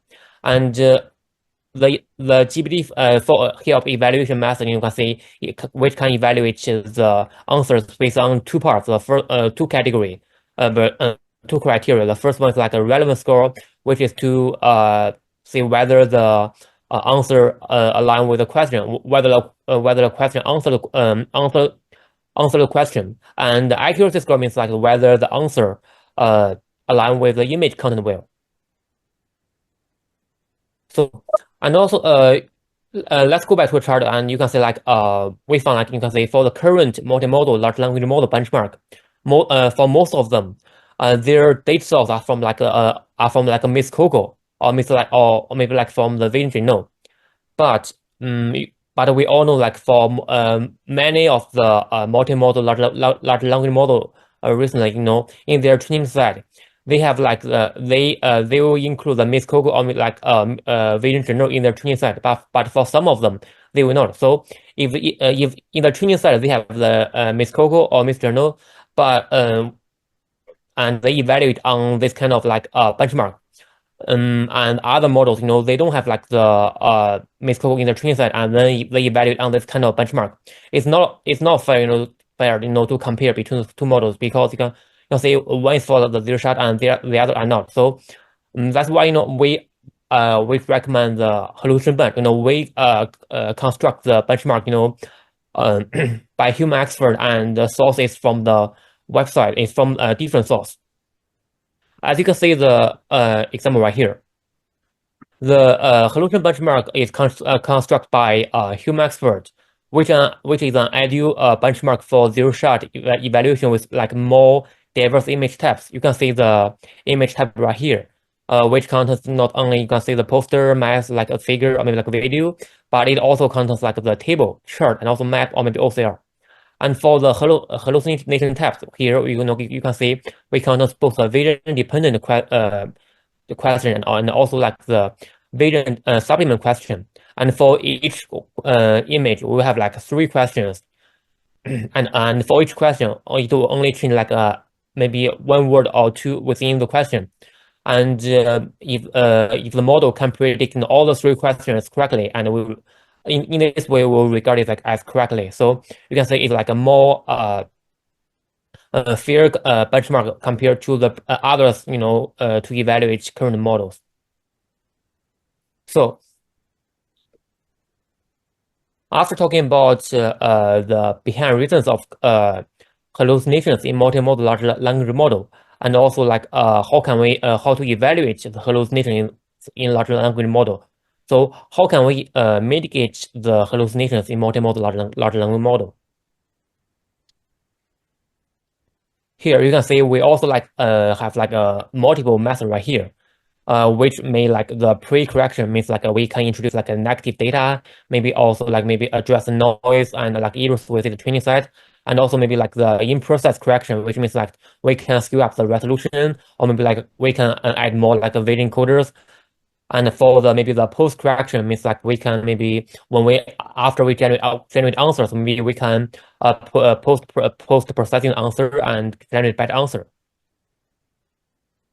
You can see the first method, like the introduce negative data, introduce negative data, which means like maybe the error instruction, which is designed to include both positive and negative instructions for more robust instruction tuning. And you can see the example in the left part. You can see for the POS means the positive sample. It has like maybe multiple tasks, maybe like the multi-choice QA, like object detection, or like maybe the OCR, and also like the vision entailment. And also like for the negative instructions, which include like both the non-exist object manipulation and also like the exist object manipulation. And for the result, on the right, you can see we fine-tune both the mean GB4 and also mean unplugged OWL on our instruction data, and we evaluate on the MME benchmark. And you can see for both our model, if we fine-tune the model on our data, the performance score increase a lot. So which demonstrate the efficiency of our instruction. And the second method to reduce hallucination is called like the address noise and also errors in the training set. Just like the shared GPT-4 way, which is like we write the test captions of existing image test pairs in dataset by GPT-4 way. And you can see the examples from like Coco or Lala. You can see for Coco, which introduce like the human-made captions on the main subject, but you can see the details is too brief, which does not have like too many informations. But for the Lalava, they combine human-made captions, bounding box, and also like test only GPT-4, to image the image details, which may lead to like the hallucinations in their training set. But for shared GPT-4 way, they design like very carefully, very careful prompt to like the more state of art like GPT-4 vision, and to generate the much better captions and description for the image, which can be used in the pre-training state of like instruction tuning, which is very very helpful. Okay, then the next method is called like the scale up resolution, and it means that if we increase the resolution, make the resolution higher, which can result in like a lower degree of hallucination. And you can see the experiment result like from Eagle. In our Eagle paper, you can see we increase the resolution from 336 to 448 and also to like 672. And you can see the performance average performance score. The average performance score is like the average score of like a 15 VLM benchmark. And you can see like if we like try to increase the resolution, and average score will also increase. And also another method is like called we can introduce additional vision expert to enhance the performance. And you can see the chart below. And the CL means like clip, the CN means like cover nest, and DI means like diagonal V2, and SA means like a sum, and the PS means the pixel to struct, and the EV means ever O2. And it's also the result from our Eagle paper. And you can see like for the previous, maybe if we only use like the clip and the cover nest, we found like the model does not like perform very well on like maybe the chart and also maybe like the document task. But if we introduce additional vision expert like the pixel struct, which is very good at deal with like the document stuff. So and we found like after adding pixel struct model with more vision expert, our model can perform better on the chart or maybe like the document based task. So you can say like if we introduce additional vision encoders, the performance of our multimodal large language model will also increase. And another method is like we can try to collect the human feedback in the form like a thinking segment level corrections, which means like like the RLHF white paper, which proposed the DDPO to optimize the policy model against the dense and thinking segment level preference. And the final method may call like the post hoc correction, just like white paper, which is a training-free general framework for hallucination correction. As you can see the example right here, you can see the model first generates the output based on the question, and then it can extract some like keywords from the concept from the answer, and then it also then reads some questions based on the a concept. After that, it also use some like vision knowledge or some like vision expert, to verify whether you can see the concept generated by the concept within the answer is correct. And then you can see the column in the middle. You can see the vision expert found like there's like no people in the image, so which is like the hallucination part in the answer. And then so in this way, the model can just delete or maybe correct the hallucination part in the answer. And then finally, you can see the answer in green. It says like there's no people in the image, so which just makes the answer more accurately. And finally, you can see maybe the experiment result in the right part. With the wooden paper framework, the model can perform better on the MME benchmark on both like the Lalava and also like order.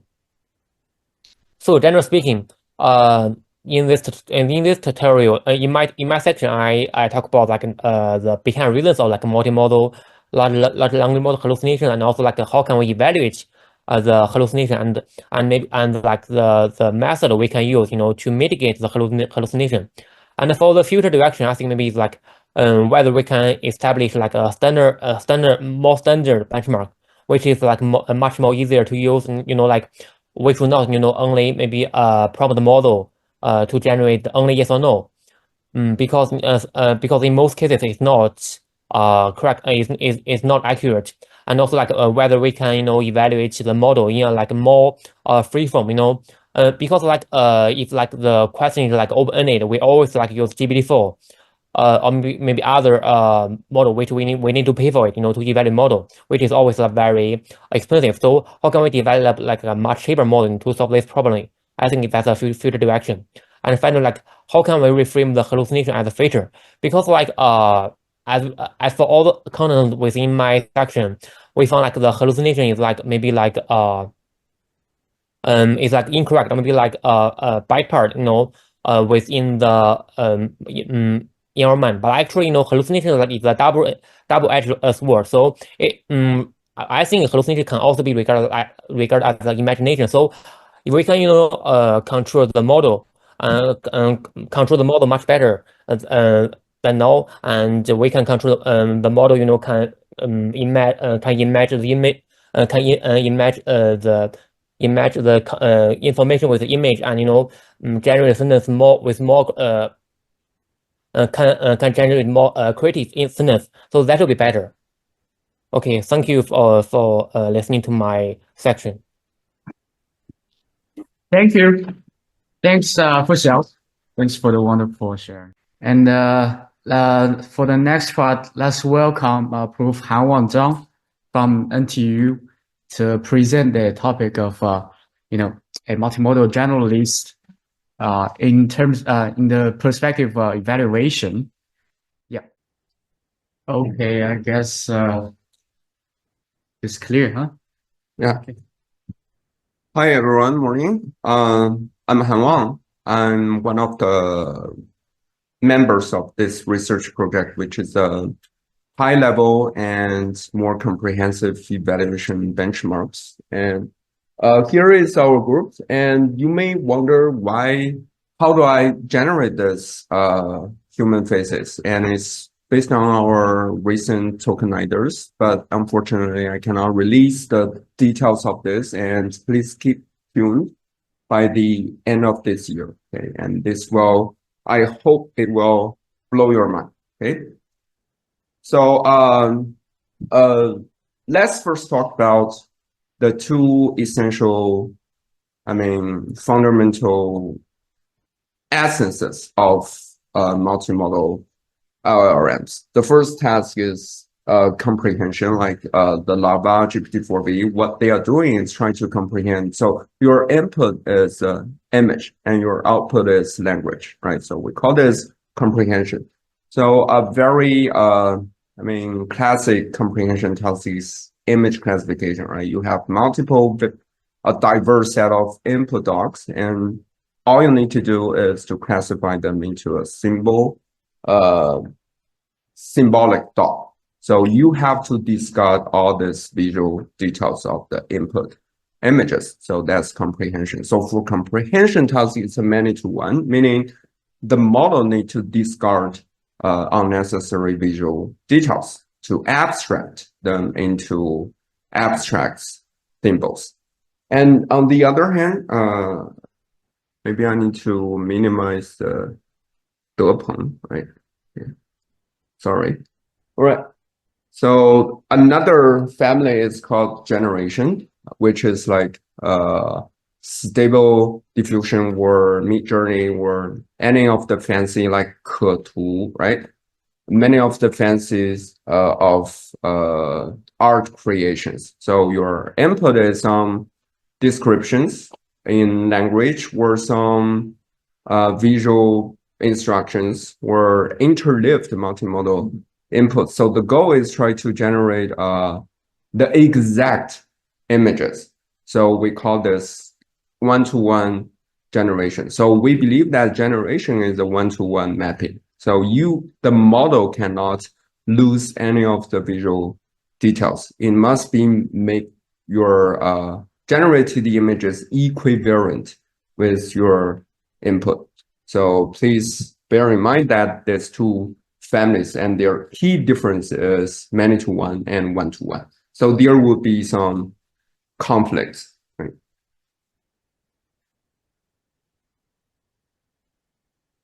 All right. So based on these two camps, these two families, comprehension and generations, we believe that in the community, I think a lot of works only focus on comprehension, right? We have many, many more benchmarks. So here is just one example, which was the SOTA benchmarks like half years ago, but I believe that there are a lot more. So, but these large benchmarks, they do not focus on the synergy across these two families. Okay, they only focus on one of the families, like generation or comprehension, but they forget to combine them. Okay, so a multimodal LLM should be good at both of these two families, right? And we call this synergy. So what is synergy? It means that so the 1 + 1 must be larger than 2. Okay, if you have a model that can perform many tasks, but each task is underperformed as compared to some specialists, and we don't believe that is the goal of large language models, right? So for large models, we want this large should make some senses. So we want the MLLM to outperform many of the specialists. So we call this a kind of synergy. So this is our L5 evaluation matrix. We have 5 levels, which is similar to the L5 autopilot. Okay, so level 1 is not scored, and we call this task-specific players.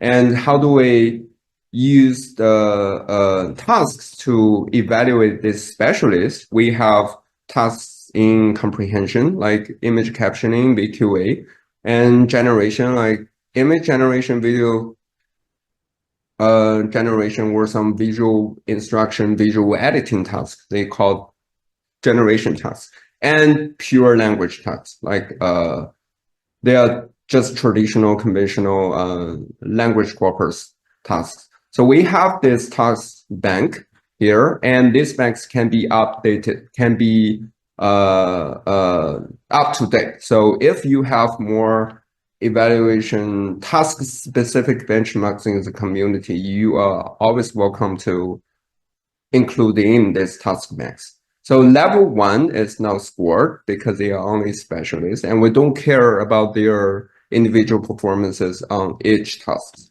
But level 2 focuses on how can a single multimodal LLM can do all of them. So level 2 is scored. So this score only focuses on the more tasks you can do, the higher score you can achieve. So that's level 2. But at level 2, we still don't care about the synergy. But from level 3, we care about the synergy. Synergy means if you can perform a task in comprehension, for example, image captioning, okay? And if you must have a SOTA image captioning scores, but by using my multimodal LLM, you can even outperform this image captioning specialist. So that's called the synergy. And you have the more 1 + 1 larger than 2 performances you have, the higher the score you can achieve. So the key difference between level 4 and level 3 is that, as you can see, that the synergy is, let me have a highlighter here. So the synergy is no longer in C and or G. We encourage the synergy across C and G, meaning the performance of image captioning should also boost the performance of image generations. And that's a very, desiring characteristics of the MLLM, because like I said, comprehension and generation, one is many-to-one, the other one is one-to-one. So they are conflicting in nature. So if one single model can, harmonize these two conflicting objectives, then this model should be very good, okay? And level 5 means that we want to seek the total synergy across both multimodal comprehension generation, but also the original language tasks.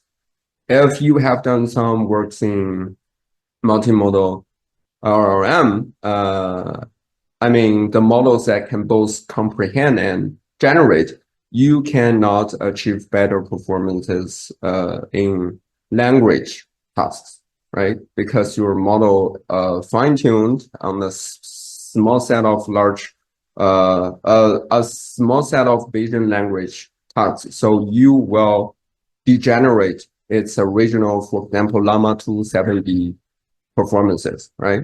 But why models like Bleak 2 and Lava, they can preserve the language task performance? That's because their language models are frozen, right? But if you want to generate visual outputs, you have to fine-tune the LLMs. If you fine-tune the LLMs, and you might break its language performances. So level 5 disencourages this, and level 5 will evaluate, will penalize if your model have, I mean, inferior performances of the pure language type. So level 5 seeks total synergy. So that is level 1 to level 5. And this evaluation is quite rigorous, is very strict, as you will see that most of the SOTA big models, including the open AI models, they cannot achieve high scores in our evaluation metrics, right? So before I delve into the details of these levels, the first thing I need to clarify is that some works like the Viper GPT visual programming, or I call this task dispatcher, is never to be synergistic, because it's just use LLM as a scheduler. If you have a task, you will use LLM to dispatch this task into specialist 1, 2, 3, and 4. So this may includes many tasks together, but you cannot achieve the synergy, because it's just individual specialist performances, right? Right. So here is the two camps of the blue comprehension task banks and the red generation task bank. So we collected over 20 specialist benchmarks to evaluate this. And then that is the language task. And we find that as of today, the Google's T5 is the most powerful language specialist. Right, so let's talk about level 1. So in level 1, we only care about the SOTA specialist, okay? And we do not, we encourage you to use the large models as your pre-trained models, because it's the year of 2024, right? It's ridiculous to restrict you to do segmentation by only using fast RNCN or mask RNCN.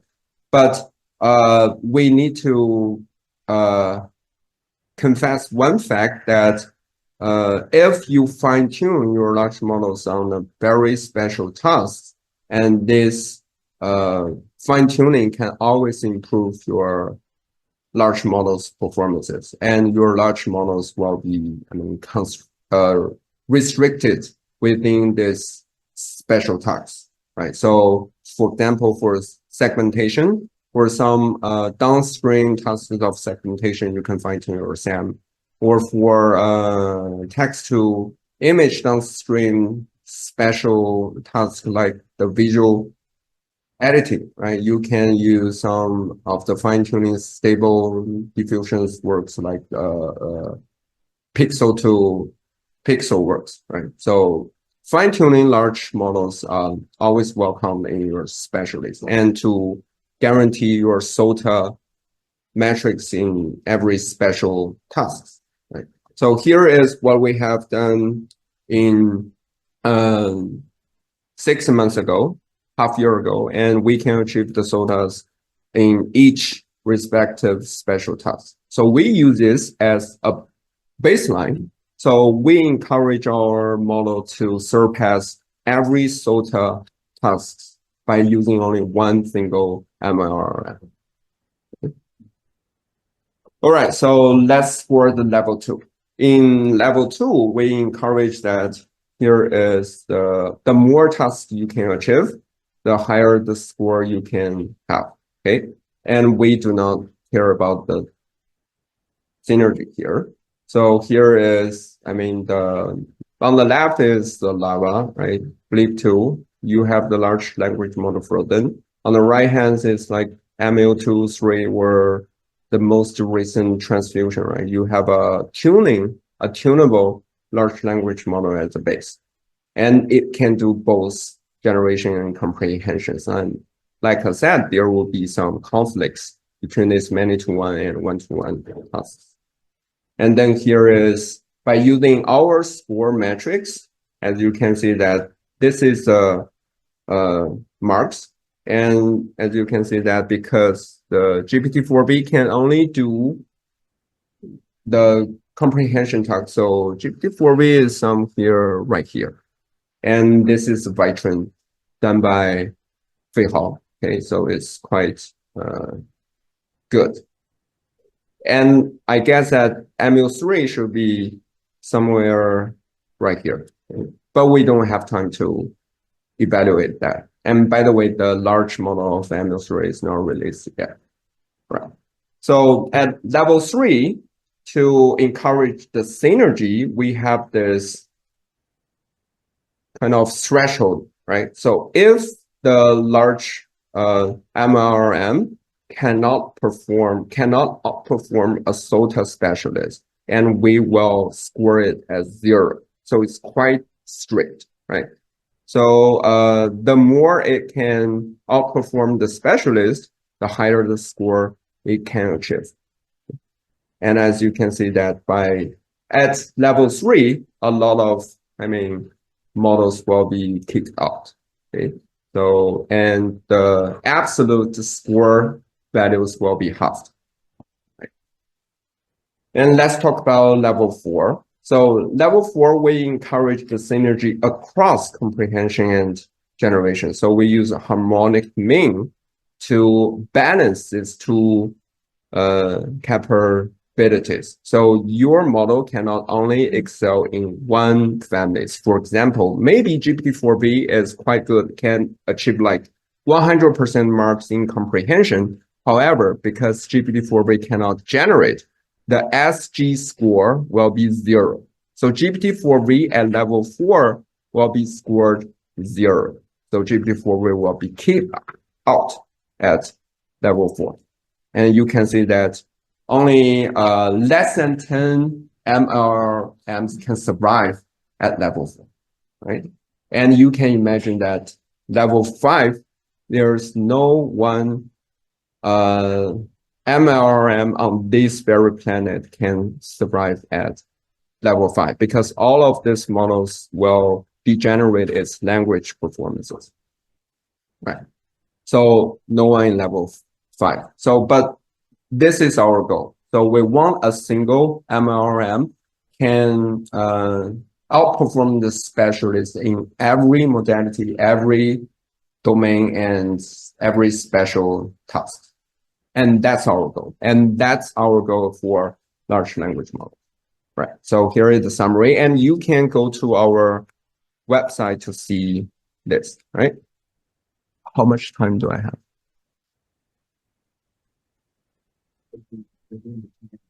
Within 10 minutes. Okay. So I encourage everyone to go to this path to generous.github.io to see this, right? And let me discuss some future works about how to climb, how to elevate our MLLMs to level 5, right? Right. So we are all interested in how to climb from level 3 to level 5, how to achieve the synergy across comprehension and generation, then of course language. right? So let's first analyze why we cannot achieve the synergy. These are the 4 reasons. The first one is for comprehension, the model need to lose informations to achieve the abstract symbol output, right? But for generation, we need to be equivariant, right? We cannot lose any information. So there is a conflicting objectives. And then the third reason is that the visual language or the visual tokens are not exactly as the textual language. And the fourth reasons I believe that most of you may not be aware of is that the visual generation model is totally different from the textual generation, where the diffusion is totally different from autoregressive. All right. So the first one is from our early works today. This year, we found that there is indeed a conflicting between comprehension and generation. So if we use this MLLM that can do both comprehension and generation, the more generation tasks you fit into the models, and you can see that the comprehension performance will degenerate, right? So there is a conflicting fact here. And vice versa, if you input more comprehension tasks into the model, the generation performance will lose, okay? And here is that this is a Llama 2 7B's perplexity. The lower the, okay, 3 minutes more. The lower the perplexity, the better. And as you can see that if you fine-tune your vision language tasks, your language performance will drop. So you will ruin the Llama 2 7B model. And the challenge one is that the visual language is totally different from the textual language. So my conjecture is that the spatial visual tokens are just word spelling, not language. So what the language is, the founding fathers of the computation linguistics says that the language is nothing but recursive syntax. By recursive, I mean you can always add something, some clause here to expand a single word to a novel, right? But for visual spatial tokens, is just like the spellings, right? From T1, T2, T3, and T4. And this structure is totally not recursive, right? And another thing for language is that if you read this language from the left to right, you are indeed generating the language. But for visual tokens right here, right? It's just like the stitching all these visual patches together, okay? It's not the generation process of this image, but on the right-hand side, by using our tokenizers, you can actually generate this image from like elementary dots, lines to the actual visual details of this dot. Okay, so this is like the generation process. And the last challenge is that the visual generation is totally different from language generations. So for language generations, we use autoregressive fashions, right? So the autoregressive fashions is very similar to the Turing symbolic reasoning machines.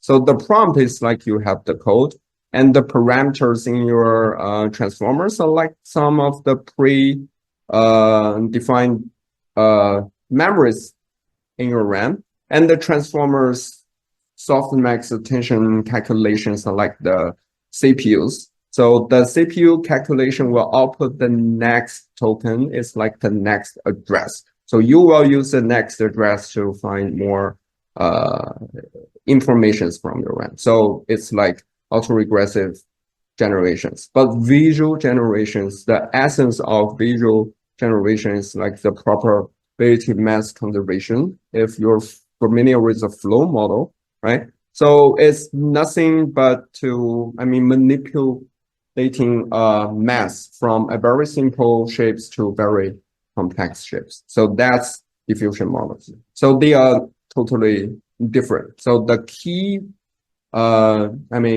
remedy to achieve this synergy is to align these two conflicting training objectives trying to find the cause of these transformations and to make these transformations exactly as recursive as language. Okay, so that's all. Thank you. Hello everyone, I'm Tianjie Ju from Shanghai Jiaolou University, and I'm going to present this part of the tutorial on behalf of Professor Zhuoshen Zhang. Now let's come to the sixth section, and in this section, I'm going to introduce multimodal reasoning. Here is the outline. We will talk about 4 topics, including the basics of multimodal reasoning, multimodal channel sort reasoning, multimodal LLM agents, and the challenges. Well, let's go to the first topic, the basics of multimodal reasoning. And here are some examples of performing multimodal reasoning in our daily life. A picture is worth 1,000 words. So we often read figures and tables to perceive ground information to obtain knowledge and answer questions. And that means multimodal information can serve as grounding information in the input side for reasoning. And the other example is giving a prompt instruction. We can infer the intent, reason with our common sense knowledge, and give a response with multimodal outcomes. And this kind of problem often appears at creative tasks. And we see that multimodal reasoning often means a process of deriving high-level conclusions from multiple modalities. And it happens on either input or output sides, or both. And for example, to answer the questions, we need to think about the supporting facts, and then we infer the logical steps based on supporting facts and predict the final answer. And there have been many forms of multimodal reasoning tasks. They cover many disciplines such as art, business, and science. And just like the exams for human intelligence, those tasks are widely used for evaluating the comprehensive abilities of MLLMs. And so, how to perform multimodal reasoning? And first of all, we need to talk about foundational multimodal architectures. And currently, we have 3 major kinds of MLLM architecture. As my partners have already introduced them, I just briefly show them here. And once the foundation model has been trained, no matter which architecture it is, we can use it to perform reasoning directly. And on the one hand, the current MLMs are generally able to handle the interleaved inputs to generate more effective response. And on the other hand, we can use few-shot prompting to easily extend the MLLMs to diverse applications. And for example, we provide a few input-output demonstrations before the test problem. And the MLLMs will generate the response by following the patterns in the few short demonstrations. And this implies that the current MLLMs have got the strong ability of understanding and leveraging the context for reasoning. And with the improved abilities of MLLMs, we have seen that the paradigms of multimodal reasoning have changed a lot in the last few years. And previously, we need to train specific models for each task, such as image caption and maybe question answering. And now, maybe a single MLLM can generalize to a wide range of tasks as a unified model, and the ability can be further enhanced by in-context learning approaches. And well, the second key evolution is from the single-step prediction to step-by-step reasoning. And in traditional VQA problems, the previous model will only predict the answer without providing rationales. And now the MLLMs have shown effective by first providing the step-by-step rationales and then using the rationales to infer the final answer. And we call this kind of step-by-step reasoning process in the multimodal scenario as multimodal channel sort reasoning. And multimodal channel sort reasoning also has several benefits. And the first one is improved interpretability. we can offer detailed reasoning steps to interpret the decision-making process, as the example shows right here. And the second one is improved controllability. When the step-by-step rationales are provided, we can integrate complementary information and modify the steps. And then we can use an improved rationale for answer inference. And the third is improved flexibility. With the detailed rationales, it is possible to plug in external tools and interactively communicate with other models.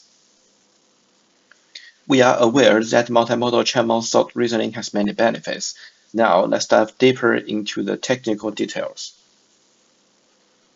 The goal of multimodal channel sort reasoning is to encourage the model to think step by step, formulate intermediate steps before deriving an answer. In previous work, we often leverage a direct input to output format when training a question answering model. However, currently we have a COT format. This is an intermediate rationale step between the input to output mapping. For example, in the first work of MMCOT, and there are two stages to perform reasoning. And after we have the multimodal input, the model will first generate the rationale, and the rationale contains the related knowledge and maybe the inference steps. And then the generated rationale will be combined with the original input to form up a new input. And then the model will use them to predict the final answer. And so far, the scope of MMCOT has been extended in both input and output modalities, depending on where the multimodal elements are introduced. And for input multimodalities, different modalities such as text, image, and graph are incorporated into the model's input. And for output multimodalities, different multimodalities, including text and image, are generated in the model's output. In addition, more recent studies have further introduced a video of thought, which is a VOT framework.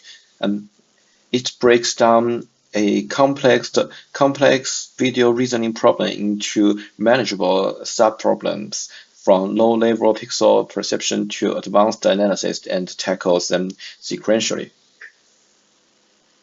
And so, why is multimodal channel thought reasoning effective? And now let's try to understand the role of multimodal reasoning. And first of all, we would like to have a look at the multimodality. The research question is, what's the role of multimodality in reasoning?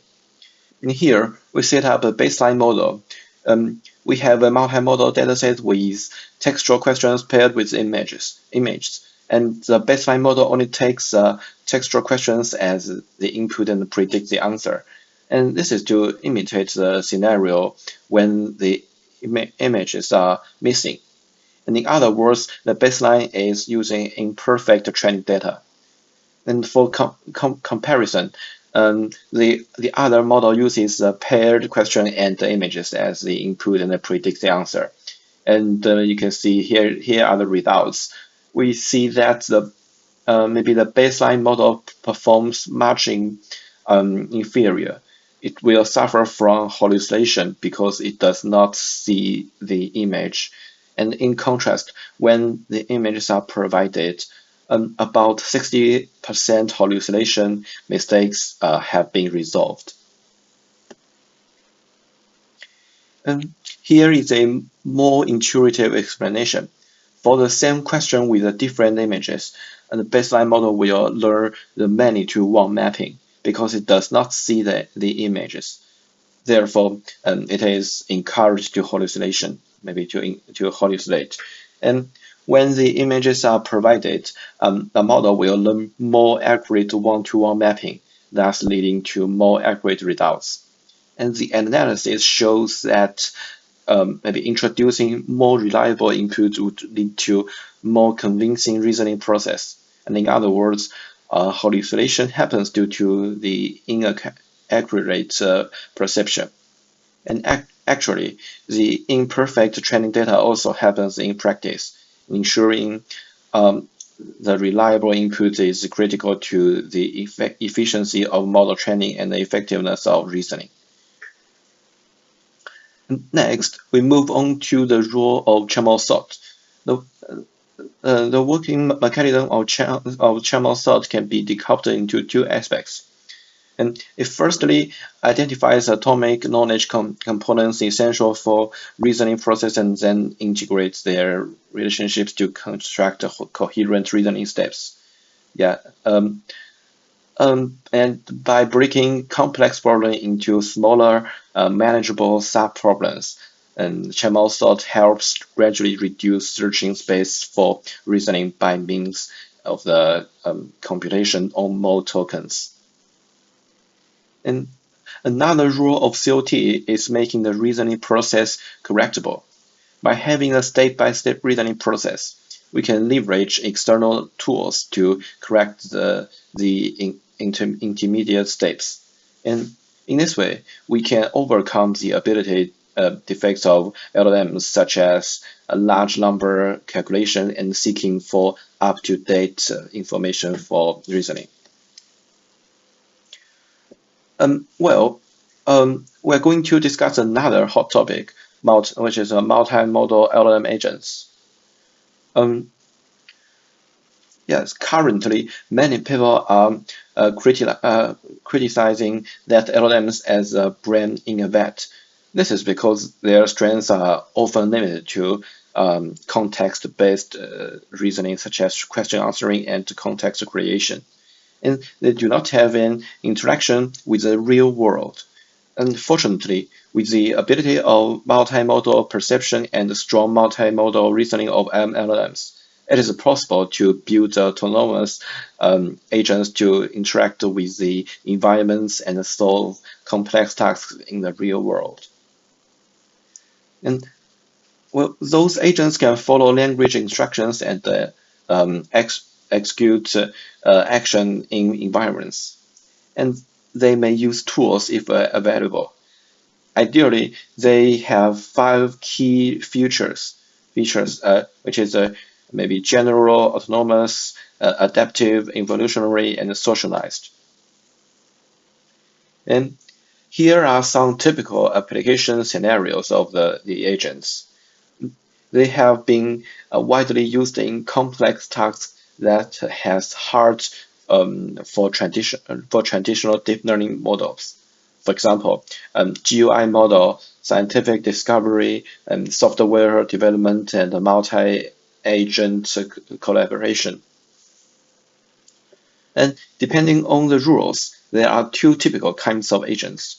There are autonomous agents and communicative agents. And generally speaking, autonomous agents aim to solve complicated tasks autonomously, while the communicative agents are personalized and socialized agents with human behaviors that can communicate, collaborate, and debate with each other. And well, here are a few examples for autonomous agents, such as mobile device automation, web page automation, and application automation. And the communicative agents are personalized, socialized, and interactive. And there could be agent-to-agent collaboration and agent-human collaboration, as seen in the figure. And here is an overview of a single agent system. Once receiving a user instruction, an agent needs to complete the task with multiple steps of interaction across the environment, possibly, and operating with tools. And so far, there are 2 key research lines in the framework. And maybe for the financial model, one research question is how to achieve accurate, efficient, and comprehensive perception in a complex environment. And the other research question is how to make the model effective at handling and reasoning a long context and keep the consistency. And for the workflow, the research question is how to design the effective workflow to achieve diverse instruction, and by eliciting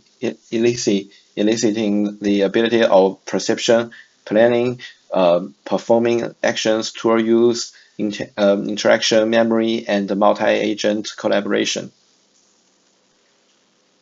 And now let's have a look at a systematic example of multimodal agent. We developed AutoGUI. It is a multimodal autonomous agent for GUI control. Given a use instruction, the agent can help users in completing tasks in distant environments such as operating systems, specific applications, and the web browsers. And in each interaction, the agent will imitate human clicking, throwing, and typing actions and operate directly with the GUI. And AutoGUI leverages a COT-style workflow. We call it chain of action. And a chain of action has two parts in procedure, including a chain of previous action histories on the input side and a chain of future action plans on the output side. And the key idea is to leverage a series of intermediate previous action histories and future action plans. And both of them imitate the memory and the planning mechanisms of the agent, so as to help the agent decide what action to execute in each step. And regarding the performance, AutoGUI achieves state-of-the-art performance with an action type prediction accuracy of 90% and an overall action success rate of 74%. It can be adapted to different scenarios without the need to train specific models for each task. And it also does not need additional annotations and is easy to use. And we have found several insights in this work. We see that changing vision encoders influences the performance dramatically. And this means that vision features are critical because GUI involves comprehensive elements and maybe interleaved icons, text, and boxes. And the imperfect perception of the GUI may mislead the reasoning process.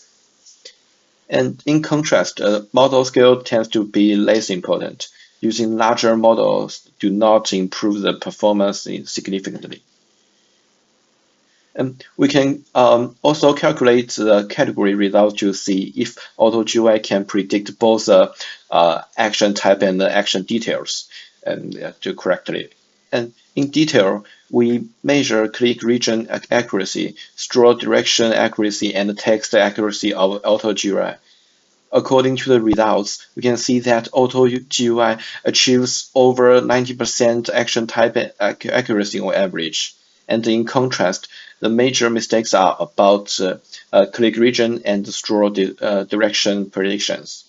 And this means that the model attempts to click wrong place to scroll in a wrong direction, though it is able to predict the right action type. And in other words, the model knows what to do, but does not know how to do it accurately. And now let's take a look at the challenges. And as an important part of MLLMs, multimodal reasoning still faces some unresolved challenges. It is promising to expand it to more broader and comprehensive scenarios. There are emerging studies in terms of evolutionary reasoning, interactive reasoning, and reasoning alignment.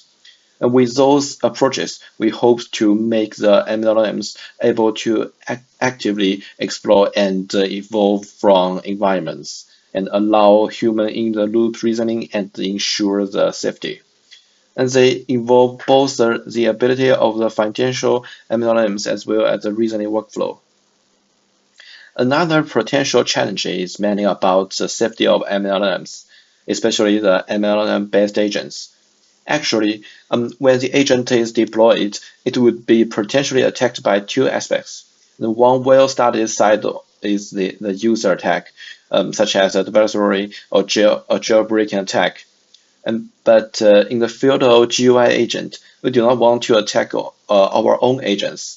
And so we would rather focus on a more realistic scenario, that is environment attack. In this scenario, the environment contains distractors that are irrelevant to the user's goal but indicate another target, such as advertisement or new instructions. And when the agent reads the distractions from the environment, it may be distracted from the original task goal and take unexpected actions. And besides this work, we have conducted a systematic study of MLLM-based agent safety, including the environment injection in single-agent scenario, knowledge spread in multimodal scenario, and backdoor attack for agent function calling, and systematic agent safety benchmark. Well, let's finally conclude this section. And in this section, we first introduce the definition, background, and development of multimodal reasoning. And then we dive into the intriguing multimodal COT reasoning. And then next, we go to another hot topic, which is the multimodal LLM agents. And finally, we highlight the remaining challenges. And well, that's all for my today's tutorial, and thank you for your listening. So, okay. Sure. Please, I'll be the chair. Oh no, I mean the physical chairs. Maybe let's just take a chair here. Here? Yeah, of course. And is that okay? You see everyone on the screen?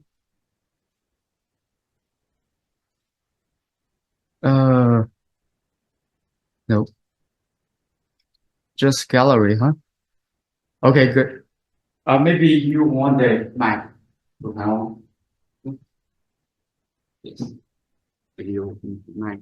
So finally, we'll have a panel discussion here, and I'll be the host and guiding the entire discussion. So, yeah, all the tutors are here, and we will explore topics like go beyond what we have presented above about the MM technologies.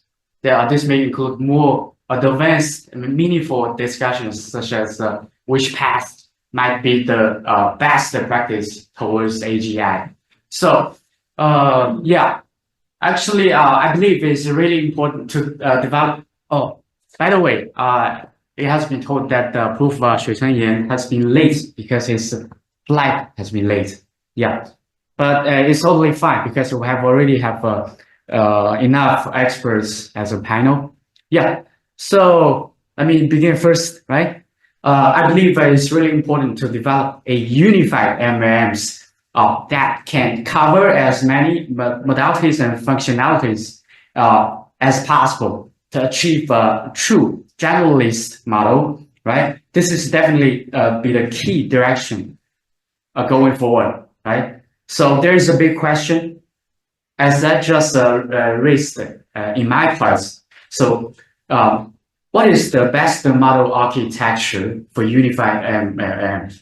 So we were seeing everything from the pipeline-based agents to the end-to-end LLMs that connect the encoders with the decoders like diffusion, right? And even the architecture that use codebooks for quantization with the autoregressive generation for all modalities. But for language, autoregressive models are widely considered the most suitable architecture. I mean, the autoregressive for language, right? But for image and region generation, there's a growing consensus that the diffusion models might be the best practice, right? So, but what about other modalities like speech, 3D, and more? And which architecture is truly optimal for different types of multimodal data? So, Prof. Haiwan, how do you think the best model architecture?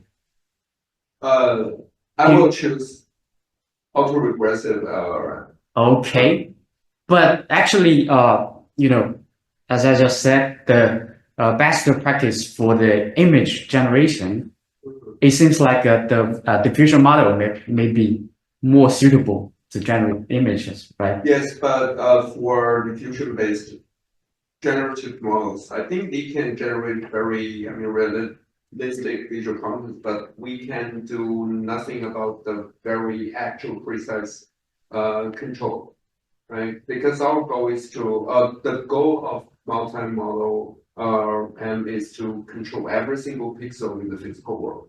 Oh, So because if you cannot reason well, then you cannot make a precise control.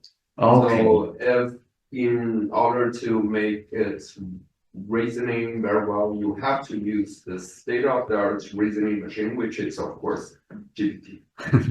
Okay, so yeah, actually, there's a great, there's a very trend that the Taimi, you just invented the autoregressive manner integrated with the diffusion model. Is But I think today's era is not Kaimin's era. oh, It might be wrong. yeah, it's just a new work. That I know. That model has a follow-up work named transfusion. I bet you heard that. Yeah, You? yeah, I know that. Okay. Because for reasoning, I think you cannot use continuous vectors for reasoning. Because Okay. reasoning's essence is symbolic reasoning. Okay. And of course, GPT-4o1 has proved that. So you have to tokenize everything into discrete tokens and to transform everything into discrete symbols and fit them into a symbolic reasoning machines.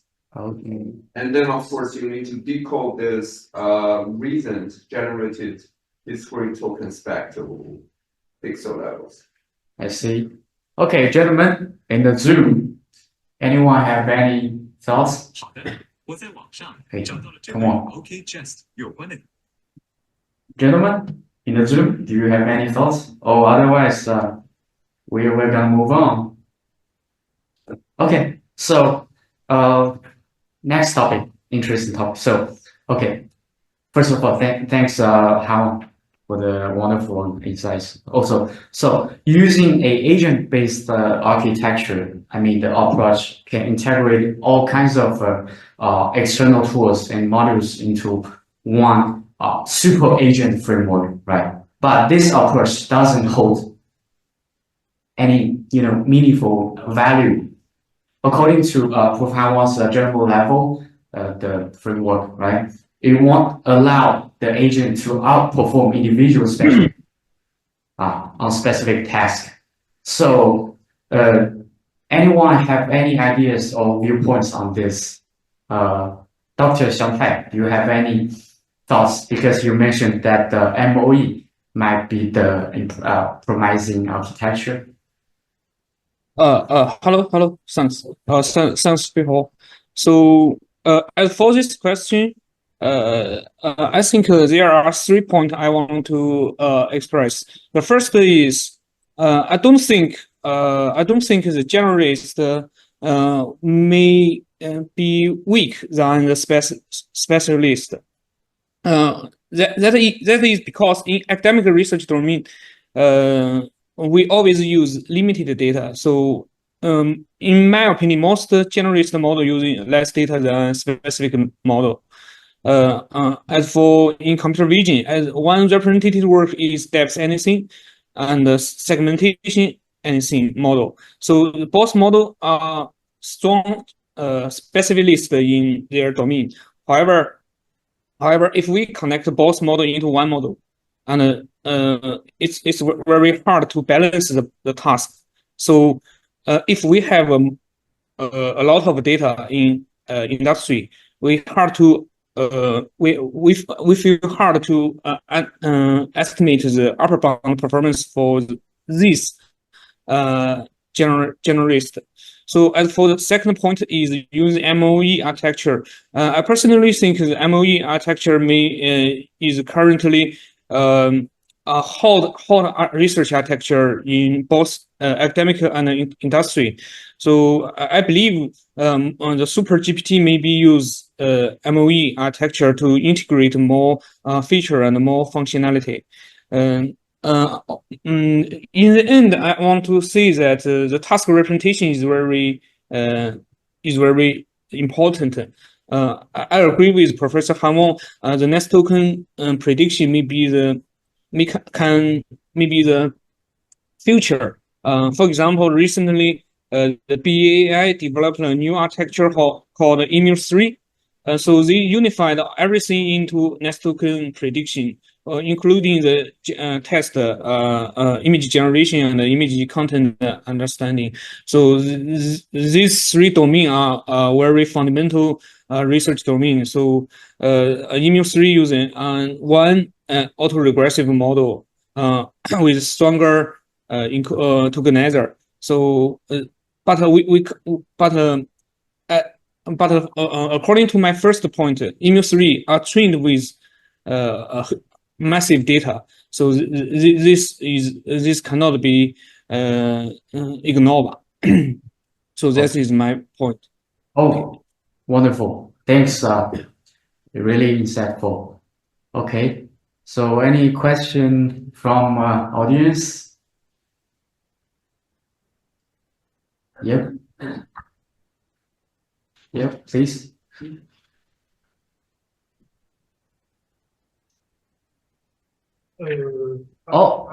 Please. Please. Thank you for your powerful speech. Yeah. For everyone. Maybe my question is not very professional, but a similar question.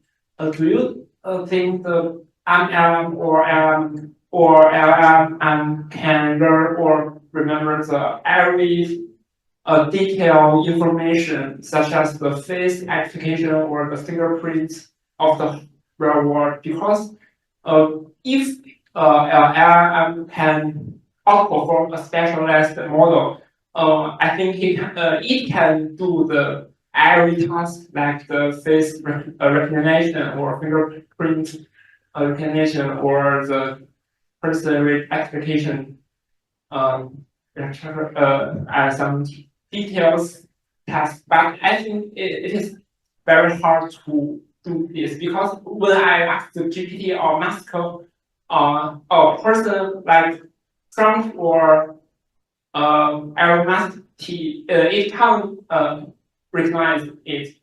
GPT will answer me that he didn't he can't know the person in the photo. So I think that maybe the MLM cannot to do this specific task like the face recognition.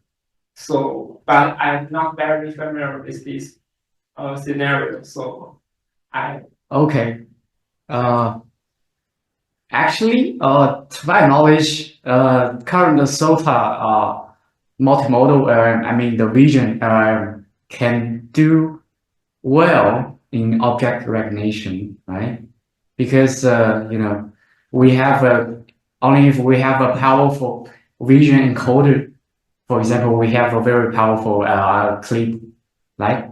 And we can do it well in perceiving the vision content.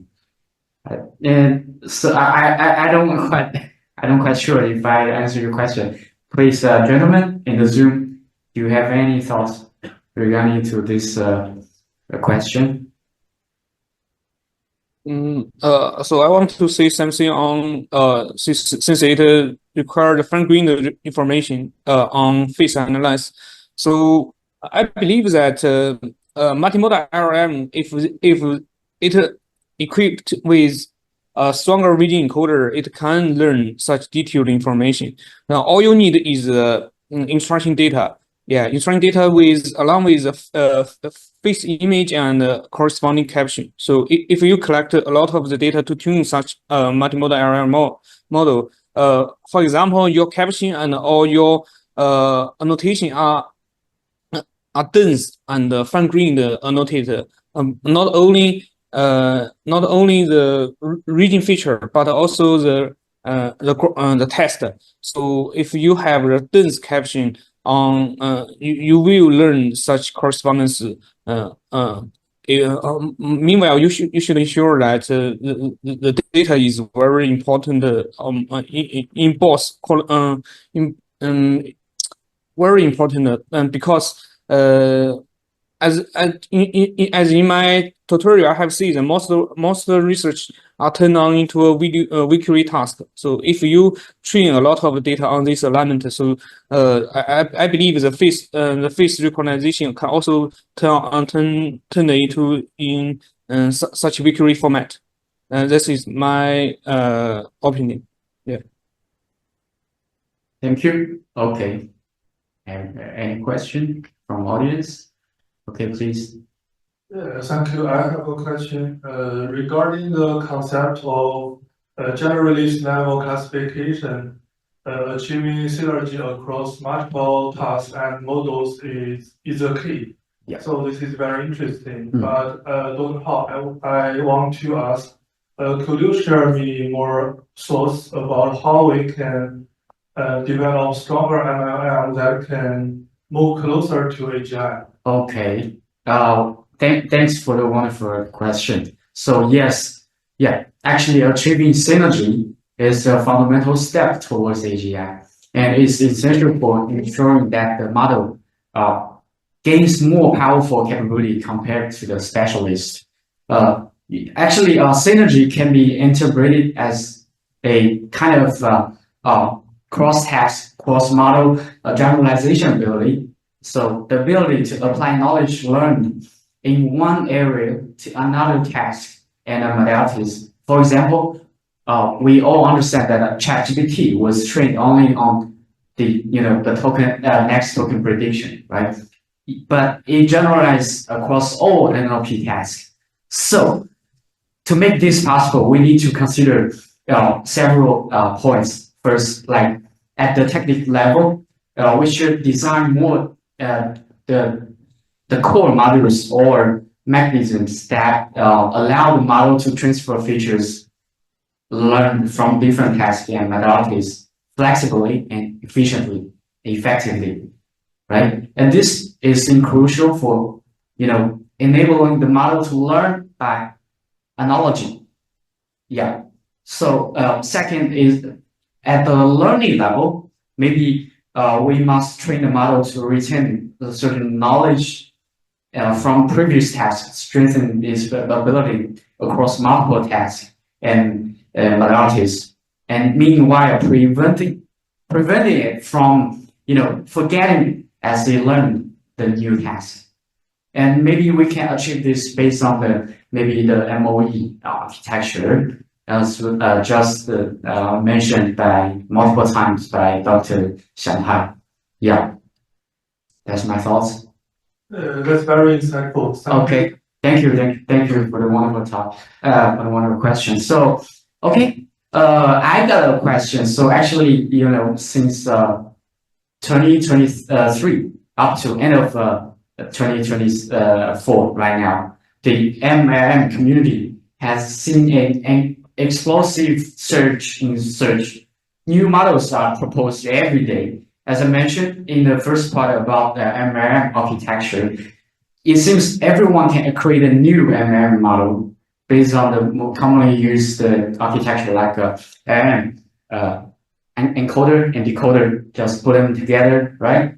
And this has led to many actually low-hanging fruits already being picked, right? It's crucial, but it's true. So by now, from the academic perspective, what angles should the MLM community focus on next? And which directions or aspects remain unexplored? I think that these are the important topics that everyone and audience will get interested, right? So actually, we have a great guest, a very important guest from Shanghai AI Lab, Dr. Kai Hong Zhang. So yeah, it should be here. And so your team has been so Dr. Kai, your team has been highly successful and productive in MLM research. Would you mind share some of your team's latest work and with us, and also share some insights and shed light on the in the future work? Hello? Oh, sure. Oh, please. Sure. Yeah, gotcha. Oh, yes. Could you see my screen? Yes. Yeah. I see the screen. Yeah. But it's not in the display mode. No, I guess. Yeah. Good. Yeah. So, Dr. Kai Hong Zhang is a senior scientist, or maybe a PI in the Shanghai AI Lab is a very famous institution. Yeah, please, Dr. Kai Hong Zhang, please. Yeah, I would like to share some research of our team in this year, and we released some. Our team focus on the evaluation of MLM, and we released some benchmark this year, like the MLM bench for the general evaluation of the MLM across 1,062 tasks, including some traditional computer vision tasks. Sorry, Dr. Kai Hong, your voice looks like very discontinuous. Yeah, sorry to hear that. Please try again later. Please try again.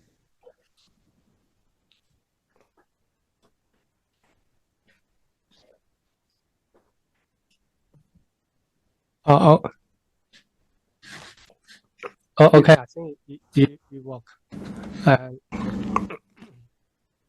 And we have some interesting findings. For examples, the state-of-the-art MLM achieves better performance against the expert models in some tasks, but in many tasks, the state-of-the-art MLM still far away from the expert model, especially in some fine-grained and long-time computer vision tasks. And also have some interesting findings, and you can see our papers. And we also use some benchmarks for specific capabilities, such the search LLM for the evaluation of the internet augmented generation capabilities. We present a weekly benchmark about the up-to-date knowledge, and also a module to equip the MLM with the ability to answer this question by using the search engine, and also some benchmarks. And this benchmark find is a multi-turn, multi-domain conversations benchmark. And we find it progressively evaluate hierarchical capabilities from the perception resonance to the creation to MLMs, and we find many resonance and creation fails are caused by the weak perception. If we give the correct answer for the perception questions, the MLM can output the correct answer for the resonance and creation. And also the this benchmarks for evaluation the non-context understandings of the MLMs, and we find the state-of-the-art MLM still show not good results in this benchmarks. And this benchmark is for the multi-image understanding evaluation for the MLMs, and we find the results is also very low. So we sense the current MLM still hard to handle long videos and multi-images. And we also did some research about the evaluation methods.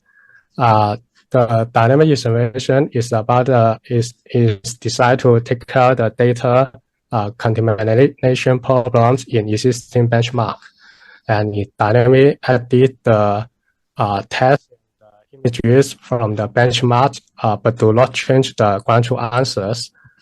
And the TP evaluation is designed to take care of the problem of the prompt sensitivities during the evaluation, because different MLM has different preference of the prompt and different sensitivity to the prompt. So this framework can customize the instruction for each models in the datasets to tap their potential. And we also have ongoing research about the MLM judge, because we since the human annotation is the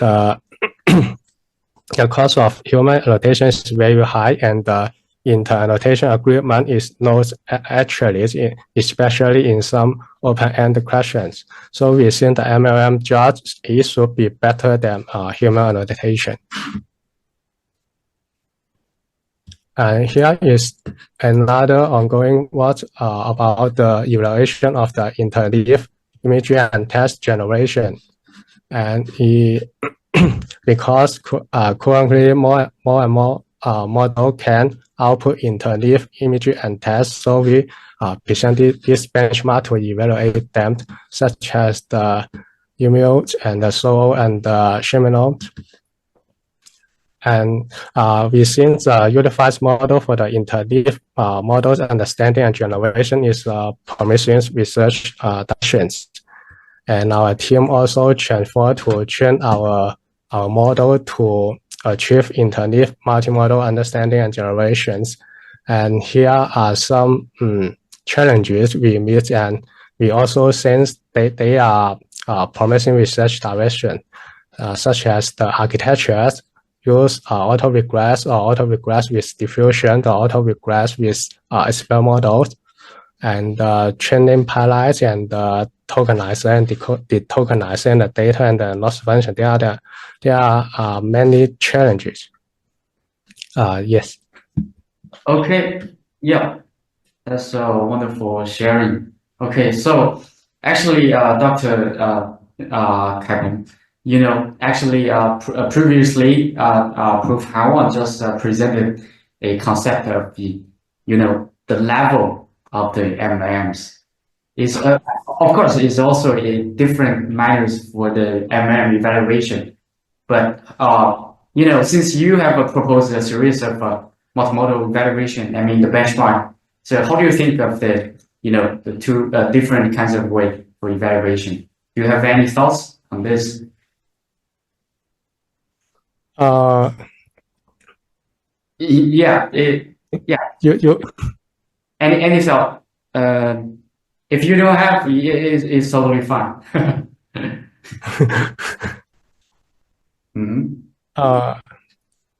You mean the difference between different benchmarks? Yeah, of course they are different benchmarks. I mean,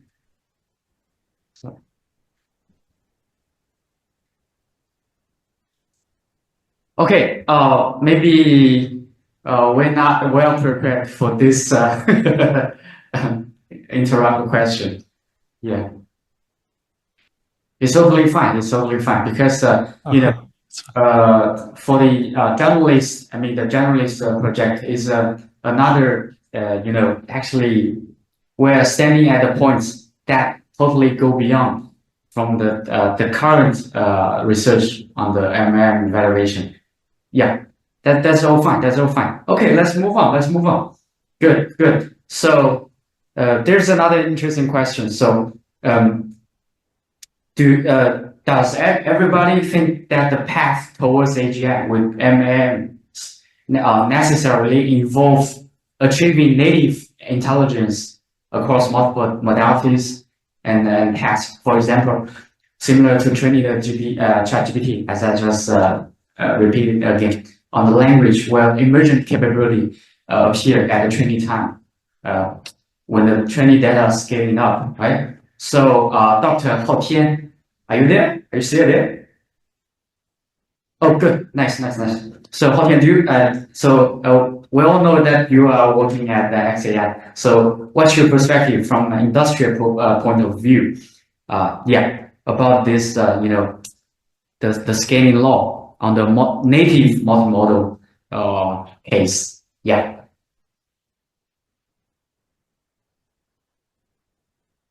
Hi, Hao Tian. You forget. Okay. Can you hear me now? Yeah.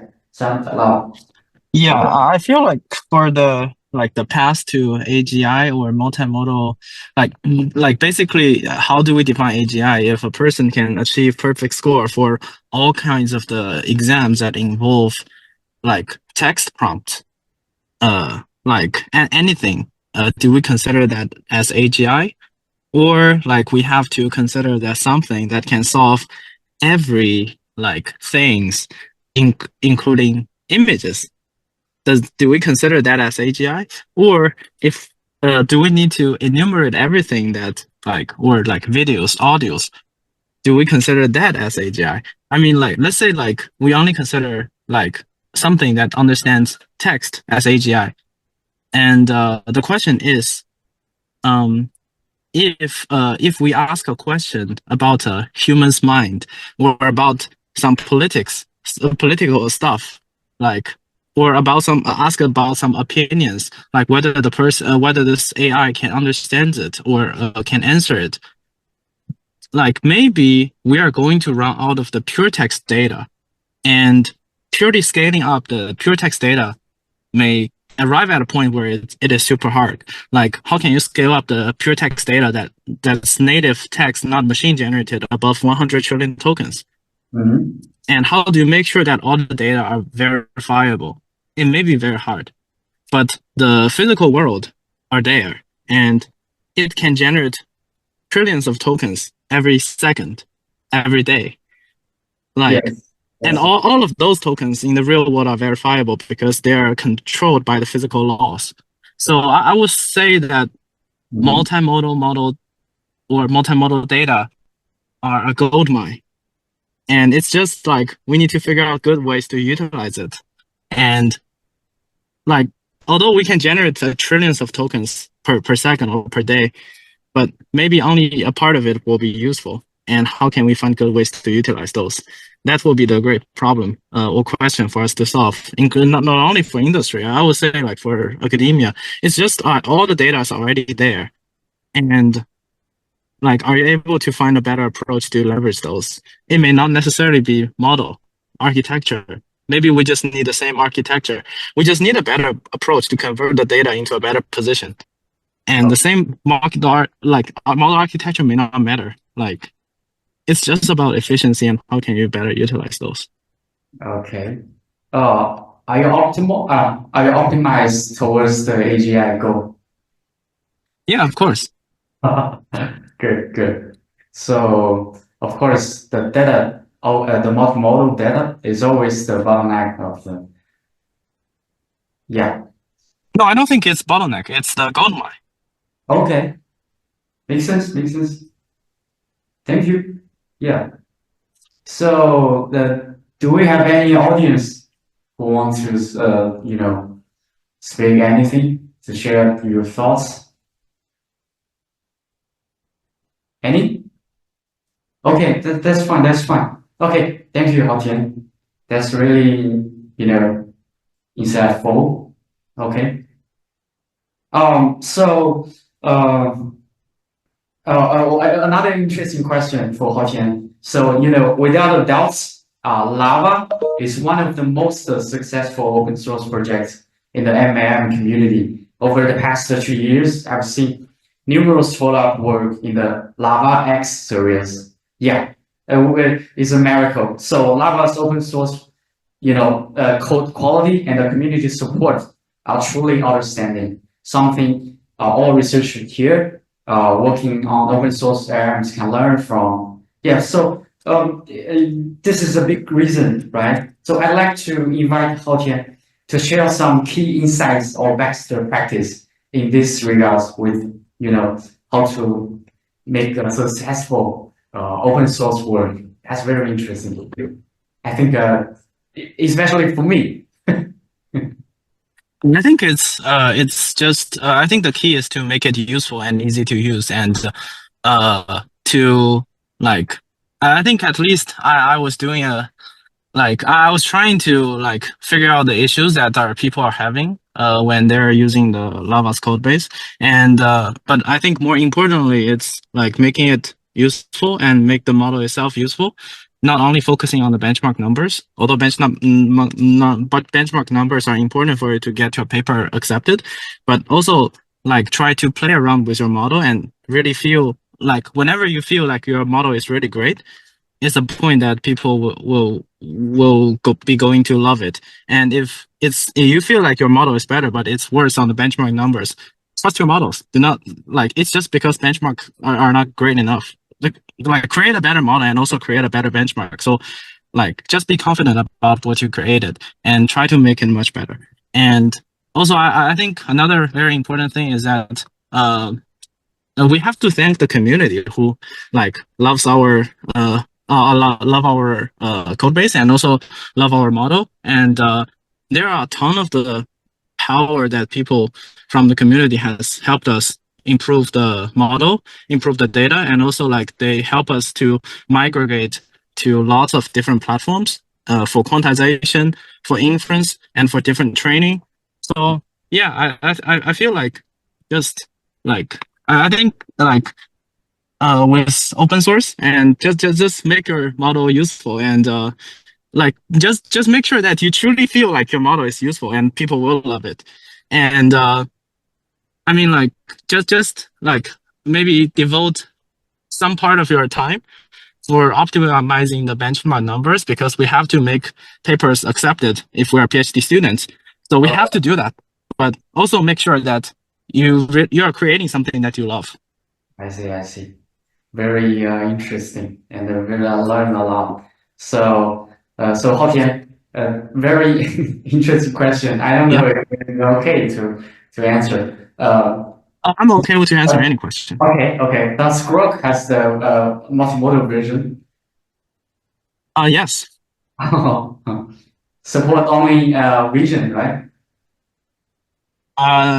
You will see. You will see. Okay. I think I cannot ask you more questions that it may be confidential. Okay. Yeah. Everyone will see. Okay. Thank you so much. Yeah. So, thank you. Yeah. So actually, in terms of the safety, or I mean the hallucination safety and the ethic parts, that's also another big problem. I mean the big area that needs a lot of discussion, right? So actually, the super agent, we also see that the ethics have become an increasingly important issue in the LLM and even the MLLM community. We've seen, some personnel changes at the companies, big companies like OpenAI, due to the different viewpoints on these matters, right? So, if I don't mind, Fu Xiaoliu and Tianjie Xu, what are the agent ethic issues or some humanity issues that needs to be addressed for the MLM and the large model community? I mean, all the super agents, those kind of things. So, what are the agent ethic problems that needs special attention? How do you think? Dr. Fu Xiaoliu and Tianjie, do you have any thoughts on this?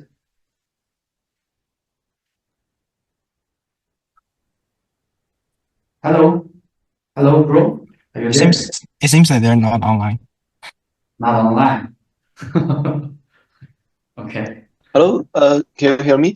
Oh, yes, Kenji, please. So, And yeah, as I mentioned, I think that one of the biggest concerns is about the safety and maybe the controllability. yes. And if we creating that maybe the agents that can act, autonomously and especially in complex environments, we need to make sure that they are doing that in a way that aligns with human values and doesn't need to maybe harmful outcomes. And so we should focus on some alignment technologies. And like us, we conduct some benchmarks about the alignment of the MLLMs. And maybe another issue, as I mentioned, is about the reasoning alignment. And you can see that as these agents become more advanced, they need to make decisions that reflect ethical priorities, and it can be tricky because ethical decision doesn't always disentend anything, and this means that we need to work on despite the benchmark, we also need to train the agent's decision-making process with human standards. And another is about some risk or misuse of the agents, as we also do some research on multi-agent safety, and as some users or attackers may implant some misinformation or some manipulated knowledge within their agents and to spread some misinformation. We should focus on this, this scenarios. Yeah. Yes. So thanks, bro. So you mentioned a lot the agent, right? So agent obviously is one of your main focus. Interesting question. Super agent or fundamental model, which is the real path towards AGI? Which do you think? Super agent or the fundamental model? I mean, you can interpret the foundation model like end-to-end model, like a ChatGPT. I would say ChatGPT is not an agent, right? So how do you think? Do you have any thoughts? Super agent or foundation model, who is the future towards AGI? I think maybe super agent and foundation model may be misused by some attackers, and I think maybe super alignment is about the most important direction. Yeah. Okay. We have a lot of audience leaving this room. Okay, I think of course we have already taken additional half hours for this tutorial. Actually, we are overdue, so maybe it's time to say goodbye for this tutorial. And thank you for all the audience and all keynote speakers here. And thank you for your attention and thank you for your participation. And bye-bye. And we can dismiss. Okay? Bye-bye. Bye. Everyone, we will have all the materials posted on the website later. Yes. Okay. Thanks.